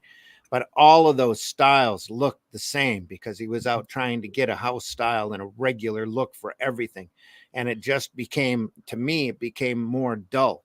Yeah. And it makes me go back and want to look at, like I said, C.C. Beck and Frank Robbins and Jack Kirby and see how distinctive they were and how cool they looked. Do you know what Stan Lee's house style ultimately was? Genius. Deadline. Yeah. It was genius. Genius driven by deadline. And his genius was not getting in the way of those guys. Yeah. he said, have them meet God and the rest is history type of thing. Yeah. But now I think certain people want to put their mark on things too much. Yeah. Instead of just letting, like that cat there, you just want to put their mark on it and and own it, so to speak. But that's part of Stan Lee's genius, I think, is that he got the best talent around, and he unleashed it on the world in a way that I know he controlled it and all that kind of thing, but that's what he did. And again, there's a reason why these books are still revered today and that they're bestsellers, or were bestsellers back then. Because they're good. You have certain people, right place, right time, right combination, right, and running in sets. There's runs, nothing matches Wolfman Perez Teen Titans, nothing matches Claremont, Byrne, Austin, X-Men, even though story is they were at each other's throats practically the entire time. They were creating just classic, incredible work. Again, Neil Adams and Denny O'Neil doing the Batman run, doing the Green Lantern, Green Arrow run, even though that didn't sell very well because it was so socially, topically minded. You go back and you look at that stuff today, and it's such a forerunner to the material, the majority of the material you see now. And again, nobody learned that lesson, because when they did those books, Neil Adams, Denny O'Neil were on books that weren't selling at all. They ended up having to stop Green Lantern, Green Arrow because the sales weren't there. That kind of animosity between teams, as it were, can work to your advantage. Because if you look at the Beatles, at the height of their arguing, they produced Abbey Road, which I consider their best album. Yeah, so you can be at each other's throats. You don't have to like people. I mean, I would imagine there's a lot of that in the sports area. I can't imagine that they all like each other. They all get on, but it's a team, and they all it's that Mike Collins Apollo 11. It's not going to fail, because of me. That's what he said. The mission wasn't going to fail because of him. So if everybody had that attitude, it wasn't going to fail because of me. It can't fail, can it? No. Right. We've been ignoring the chat for a bit here. Nicholas Jennings, hey, thanks for being here. Agent Zero's in the house. Hey, Agent Zero, how you doing? He says, I'm starting from ground zero here, but I can see I need to at least get a place to understand layout and making thumbnail pencils. Yeah. Even when you're writing, and when you're writing comics, some of the best writing that I do is all in thumbnails with notes on the side for dialogue and that. Facebook user, yes, I agree. I have decades of comic book appreciation, but people have been painting for centuries. Absolutely. Yeah. And those guys, those Victorian painters influenced the next guys who diverged off in their own style and their own. So look at Van Gogh, how unappreciated Van Gogh over. I would say the difference, and how he wasn't appreciated until he was long past. Yeah. I would say the difference between art up to the point of making comic books was the storytelling aspect. Yeah. You would tell a story in one frame. The only thing that came close, I think, would be cave paintings. Because they'd be painting like, oh, we hunted this and we did that. So that's a bit more comics, but really art was restricted to that one panel, whether it be a massive painting with lots going on in it, whether it be a sculpture, whatever it might be. It's that instant in time. Whereas comic books are multiple instants. They are going through a story. They are sequential, and sequential art in itself is an art form of its own. Exactly. These guys, they made it. They like you say, they built the rule set, and it's not a hard and fast rule set. It's more of a set of guidelines, but you should be adhering to them. You should be using them, and you can see when people veer too far away from those guidelines, from those underpinnings of how sequential art works, that it doesn't work. Yeah. So things get dull, things get dark, things get dreary, things very quickly. Too realism. Yeah. That's a huge problem today. It's like don't reinvent the wheel, isn't it? Exactly. Yeah. If it ain't broke. The wheel, there's a reason the wheel works very well. Yep. That's why I keep saying there's a reason why these things were successful, and we need to go back and take a look at that. I'm not saying we should imitate it. I'm saying we should look at it, understand it, and apply it. Yeah, because I've said before that if you look at, say, that Ugg the caveman, he probably saw a log rolling down a hill and worked out a wheel. Exactly. And then 10,000 years later, or 100,000 years later, whatever, you've got the wheel on the space shuttle, which is the most advanced wheel ever made, but it's only a wheel. Yeah, it's still round. It's just the same as the log in principle. You can improve, but and it's like I would say, I wouldn't cast everything that was done, in the Bronze Age and prior to this of comics, that it's immovable, that it's like some kind of a shrine, and you should never think that you can improve it. You should always be looking to improve it, and certainly to test it. Yeah. And you'll, I think 9 times out of 10, when you test the lessons of those comic books and those geniuses that put those books together, you'll find that they were doing it right. You might display it in a slightly different way, but the underpinnings are true to this day. Mm-hmm. The cliches, right? You have to know the rules in order to bend them, in order to break them. You have to know them first. Yeah. And going back there and getting that education, I think, is paramount. And I harp on it a lot because I'm old enough, and I have little patience for somebody who doesn't want to go in this business, who doesn't want to understand the business, and doesn't want to go back and learn the business. Yeah. If you're dismissive of older artists, and that is a thing, and it's a thing that's going on at higher levels as well. If you're dismissive of people that have paved the way, then you're missing a trick. You're missing the opportunity to sell more books, because that's what they did. And okay, I know the markets are different, and but you can, it still makes a great story. It still makes a great comic, and it's more likely to get sold if that's the case. Mm-hmm. So, Facebook user again. Anyone love the background to Cerebus? Of course we do. The great work of Gerard.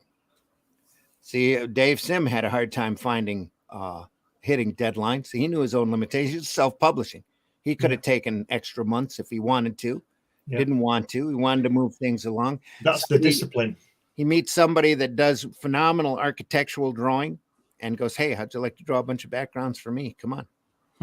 Let's go." And that's why you end up with the classics that you have now, especially Cerebus, as cartoony as he is, up against those great detailed backgrounds. Just amazing contrast, amazing work. And it could have gone so horribly wrong. Yes. But it didn't, because they knew what they were doing. 300 issues, over 300 issues of that stuff out there. And most people, Cerebus who? What? What's a Cerebus? Yeah, I loved early Valiant. I'm not saying that it was bad stuff. I think that it might have gone a little farther if there was some individual styles allowed to get through, other than the screaming difference that Barry Windsor Smith brought in. But he's not. I mean, he's a top-notch artist at the point that he was at Valiant.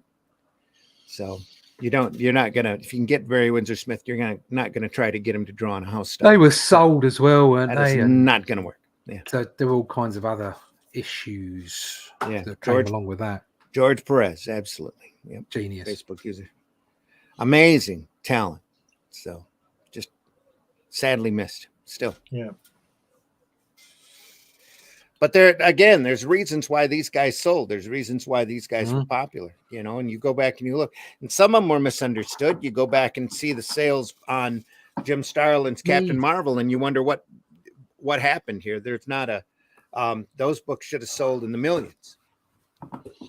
Great odd cosmic stuff. Well, there's always outlying factors for a lot of that stuff. But if you enjoy, you need to go out there and taste all of these different styles and figure out what works and what didn't work, and why they were as good as they were, or are today. So I'm still seeing some great, I've told Ron Friends on Facebook. I hope he keeps putting up. Yeah, I just followed him the other day. I'd been seeing Ron Friends stuff because other people that I'm connected with were putting it up. Look at this. This is awesome. Yeah, I didn't realize that I wasn't following, so I just followed him immediately. He put up a Thor the other day. Fabulous. Yeah. Fabulous. So I wrote him and I said, dude, I hope you're still getting work, because holy crap, the stuff that you're posting now. And I didn't have any appreciation for Friends when he was working on Spider-Man. No. None. But you look at it and you see this it's a stuff. classic look. just dynamic and great looking material. Just have you seen his pencils on those Spider-Man? No, but they're probably a lot better than the inks. You know the one. You know the Kraven the Hunter 6-episode one. That was Ron Friends, wasn't it? Or was it? Was it Bob McLeod who did the inks? I'm not sure. Bob McLeod. But I saw some pencils of Mike Zeck, and they were like John Buscema's. They were just basic layouts, really. But everything was there, which is what we've been saying. Everything was there, and they're incredible. And Ron Friends is just obviously one of the best, isn't he? It's it's wonderful by far work. Wonderful. Yeah. I saw some layouts, really pencils. He got paid for doing pencils that Ditko did for Rom's Space Knight. Oh. That I think it was Garvey that went over it. Literally basic shapes. Yeah. Because Rom's head was a rectangular box stuck on another rectangle, stuck on a cylinder, and it was literally just basic shapes with no connecting detail or anything to it, just done.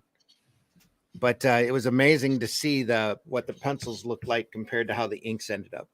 Yeah. So some of that stuff turned out surprisingly. I could never work out why they don't print the pencils in the back of the book and let us see that. I'll just print it from the pencils. That's all I'm interested in, really. Nobody had any appreciation for the art. It's still a lot of these companies still don't. If they can grab somebody for $5 cheaper a page, they're going to take that person as opposed to somebody that's actually selling books. And they wouldn't have scanned in the pencils 9 times out of 10. They wouldn't have taken that too. Or either the pencils would have been inked over the originals, or they only scanned the inks in. So yeah. But something I learned very early on as an inker, and on the freelancing that I did, is you always go out and make Xeroxes of them pencils, because one spilled bottle, one messy cat, one kid. I actually had a kid when I was working on a book come in and decide he wanted to try to ink too, and he did it with a magic marker all over the page, and I had to go back and literally lightbox that page from the pencils. That's for me, that's the advantage of drawing pencils in digitally. I feel I'm getting the best of both worlds that way. No photocopies, no light box, just layers, which work really well for me. And I managed to get those out, and then I get the joy of inking traditionally over the top of them. So that works. Since we're heading towards the top of our second hour again, anybody have any books that they want to point out that we still haven't covered? I think I'm exhausted now. No, that's about it. I've still got piles. So, I did get this Strange Tales 136 out to show you Kirby's layouts and John Severin. I've shown this before, but just to show people how to sort of, I think we've covered this, how to start a story. That's classic Kirby, though, right there. Yeah. John Severin art, but Kirby layouts. And I always go on about the lettering, but the lettering's wonderful as well. But just look at that. That's just incredible, just look at isn't it? That's just classic Marvel right there. And that was this is the actual comic, the first one that I've told the story before. My brother brought home, and I opened it and saw that. And there was two things. First of all, it was like, wow. And then it told me who it was, told me who'd done it. So then on, I think I said this before, I went to this page where they used to advertise. And I said to my brother, has the shop got these as well? Because he was the one with the money. I was only 10. And he said, yeah, they've got them all. So he went and bought them. And you got Wally Wood. You got Kirby, you got Ditko, you got Kirby. And that's Ramita on that. I think that was Ramita by that point on Spider-Man. No, it's not. It's Ditko. Is it? Yeah. Okay. All right. My mistake. It's Ditko. Yeah. And got all those. And then there's the rest. And it was telling you, and I could see there were different artists, but I didn't know their names for sure, but you could tell the different styles. But, and then my older brother brought home Mad, and John Severin was in that. Yeah. And you think, oh my God. And I was only 10. And Well, Severin had a long run with Cracked magazine. Yeah.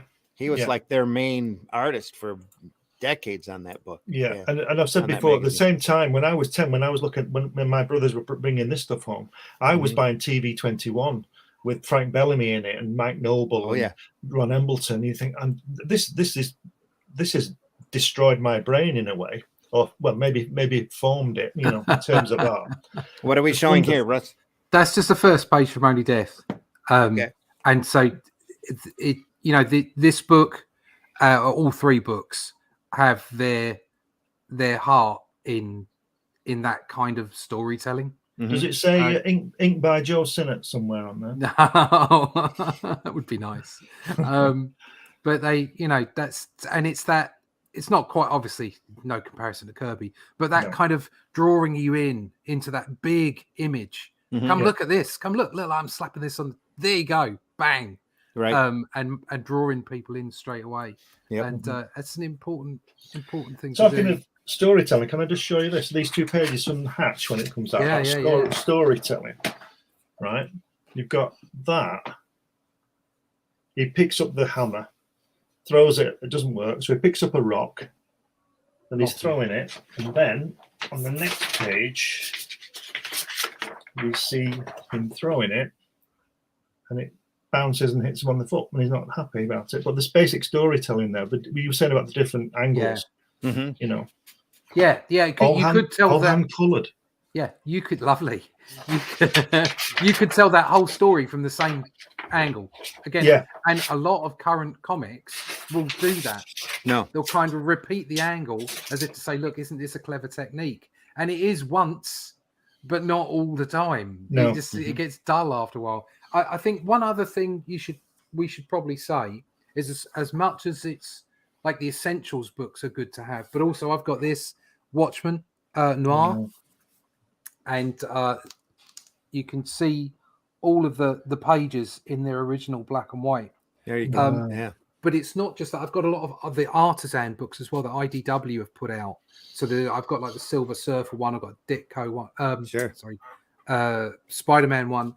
And they're all worthwhile picking up if you can afford it. There's obviously a couple of massive John Buscema books and the Judge Dredd book, which is a Brian Bolland. The Bolland, A3. I mean, it's expensive, but pouring through those kind of books where they're reproduced in black and white, and you can see the art and how the artist has put it together. It's not quite as easy to see the art in something like this, because this is just reproduced for print, but it's still larger, and you can still see what's going on. So the Essentials books are really good, even though they're not larger, so that you can see the way the black and white works.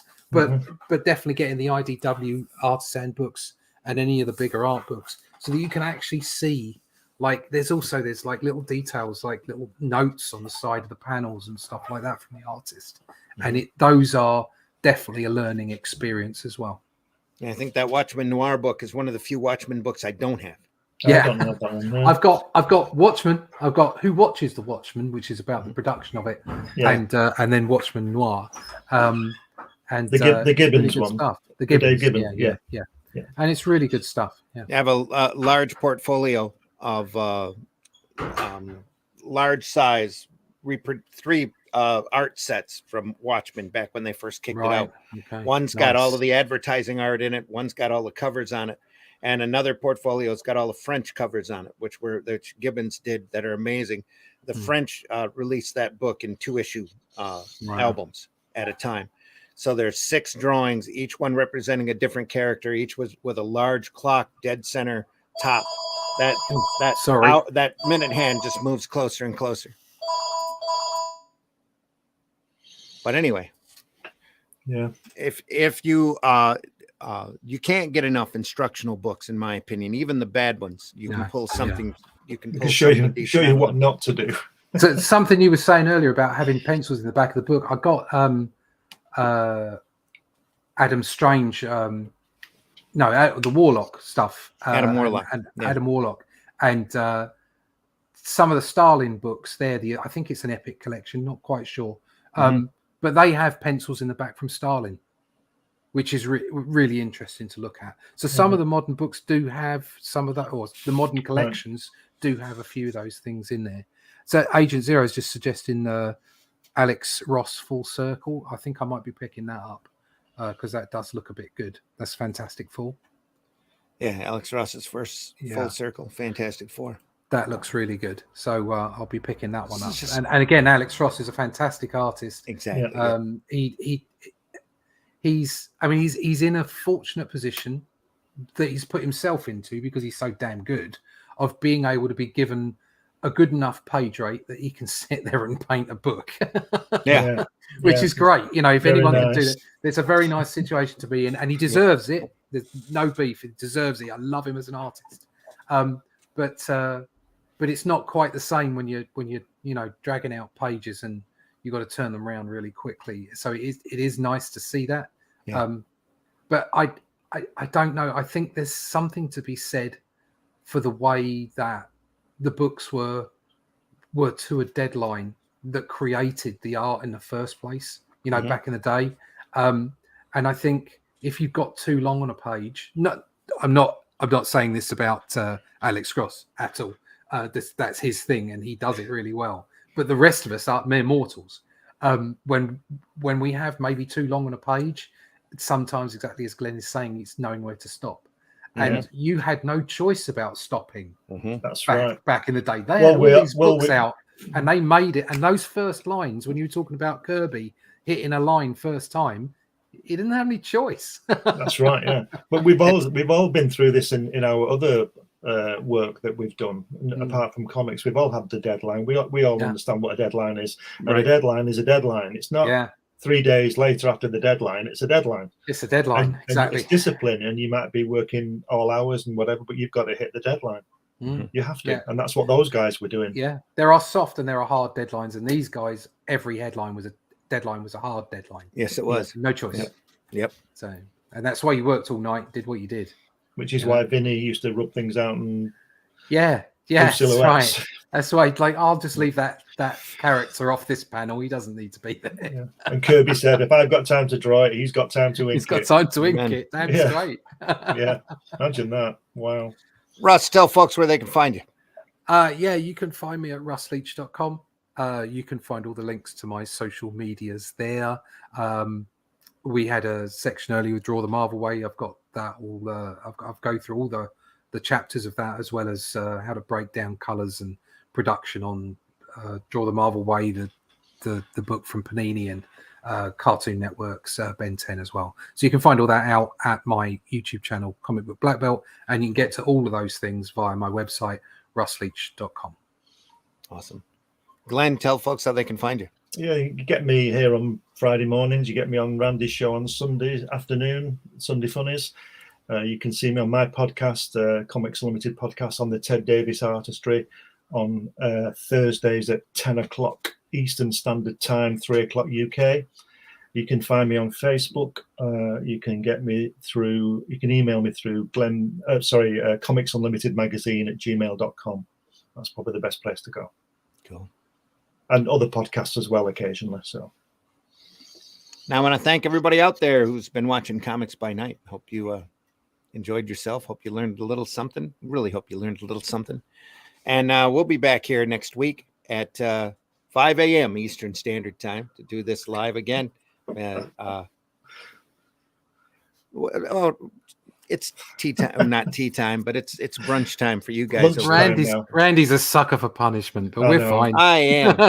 I woke up this morning. The wife had to take the car to work because she's getting out early. She's going to be out in a couple hours, but I'm like, it's Friday. I got to get up and do that show. So, but yeah, I also do the Zimcast on Wednesday nights at 8 p.m. where we talk about this business in a more opinionated, serious, angry, sometimes light, with different folks. And we also do the Sunday Funnies that Glenn mentioned earlier, but it's afternoon for him, but it's early morning again for me. It's 9 a.m. Eastern Standard Time. We run that live, and always the chats are open for all of that. Plus, I'm doing a series of short videos for the Indie Comics Network out there called Drawing with Randy. So if you want to get a little bit of art instruction. If you want to show your kids how to draw different cartoon characters, that'll be popping up there, and how easy it is to draw. And that was one book I pulled out and had to dust off today. Easy Way to Draw. That was my first drawing book that I had as a kid from the Walter Lantz Studios, showing how to draw Woody Woodpecker and all of those characters. And it's literally in pieces. I had it in I still have it in a grocery bag. I have two other versions of this book because it was that good for me. And it had drawing pages on it of stuff that I drew when I was 8 on different characters. And it's such a great resource. And again, it breaks down. It starts out with the stick figure stuff too, and adds it all, works it all out from there. But it also shows how to draw Woody Woodpecker and Andy Panda and stuff in basic shapes. It's the same technique that I use on the shows with Drawing with Randy. Those are over on the Indie Comics Network. Just posted this week a Cartooning 101. That's a basics foundation of getting yourself started in cartooning. All you need is a pencil, a piece of paper, an eraser, and a little bit of patience, and you'd be surprised what you're able to draw. And that patience is just as important as that pencil and eraser a lot of times. So other than that, you can find me around. I have a book available on Amazon called War of the Worlds Infestation that I wrote, that I'm especially proud of, that German artist Horace did the artwork for. It's still available over there, War of the Worlds Infestation. It's a updating of the novel of War of the Worlds, where the Martians start invading again, and this time we have a basic idea of who they are and what they want. So, and we try to do our best to stop them. Turns into a real war, as opposed to the route that H.G. Wells wrote about. But other than that, there's all sorts of other books out there. Make sure you go out and visit your local retailer. Spend some time going through his boxes. There's all sorts of gems like that. You never know. He might have copies of these books that we talked about that have been sitting on his shelf for a long, long time, just waiting for you to come in and pick them up and read them. So, and there's a lot of great books out there on instructional. If you have a favorite book that we did not cover this time that helped you tremendously in your comic work, comic art, make sure you put it in the comments. Let folks know over here on YouTube. Make sure you go over to YouTube and subscribe to the Indie Comics Network. We're growing our numbers organically, which means everybody that subscribes is an actual real person that cares about the Indie Comics Network enough to want to subscribe, to ring the bell for notifications, and to know when we do more programming. We have a wide variety of programming that if we're not already doing, that's coming up. So we need to make a card of all of the different programs we have available out there now, because we've added a lot more sense. Facebook user Ron Lim, Elevation of Silver Surfer and Thanos. There you go. Yep, I remember Ron Lim when he was doing, I think it was X Mutants. He got started on way back when. Sin Killer says, I've got that one. Yeah, cool, good. All right, everybody, we'll see you soon. Take care. Any last words, anybody? Make sure you buy those Indian alternative comics, especially ours. Yeah. So run over to Amazon, get that Comics Unlimited. Look at that Hatch book. Only Death Can Save Us will be out sometime around Christmas, before Christmas. Yeah. That'll make a great Christmas gift to all your folks. Book 2 is still alive on Indiegogo. If you want to pick up book 1, the original book 1, rather than the New Haven published one, it's still available. So sweet. So do that if you can. All right, everybody. We'll see you next week. We'll be back at 5 a.m. Eastern Standard Time for another edition of Comics by Night. And if any time that you want to reach me, I'm available on Facebook. You can always email me at thezimcast@gmail.com. I want to hear from you. I want to hear your suggestions, your comments about the shows that we do. We want to help make this the best experience possible for the people looking in, and especially Comics by Night. We really want to help you, the artist out there in you, the sequential artist that wants to do comic work. So if you have a problem or a particular hurdle you're having a rough time getting over, email it, thezimcast@gmail.com. I can leave your name off of it. We don't have to mention who you are. We're just looking to help. So just let us know. All right, we're going out the same way we came in. Cheers. See ya. Take care, everybody. We will see you soon.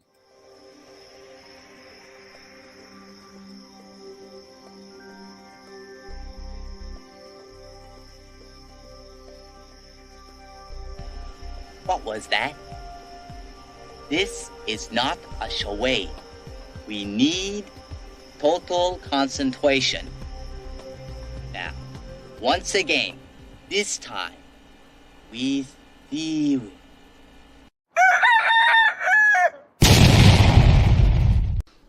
How dare you? Yay! Yay! Think about what you've accomplished. You play it!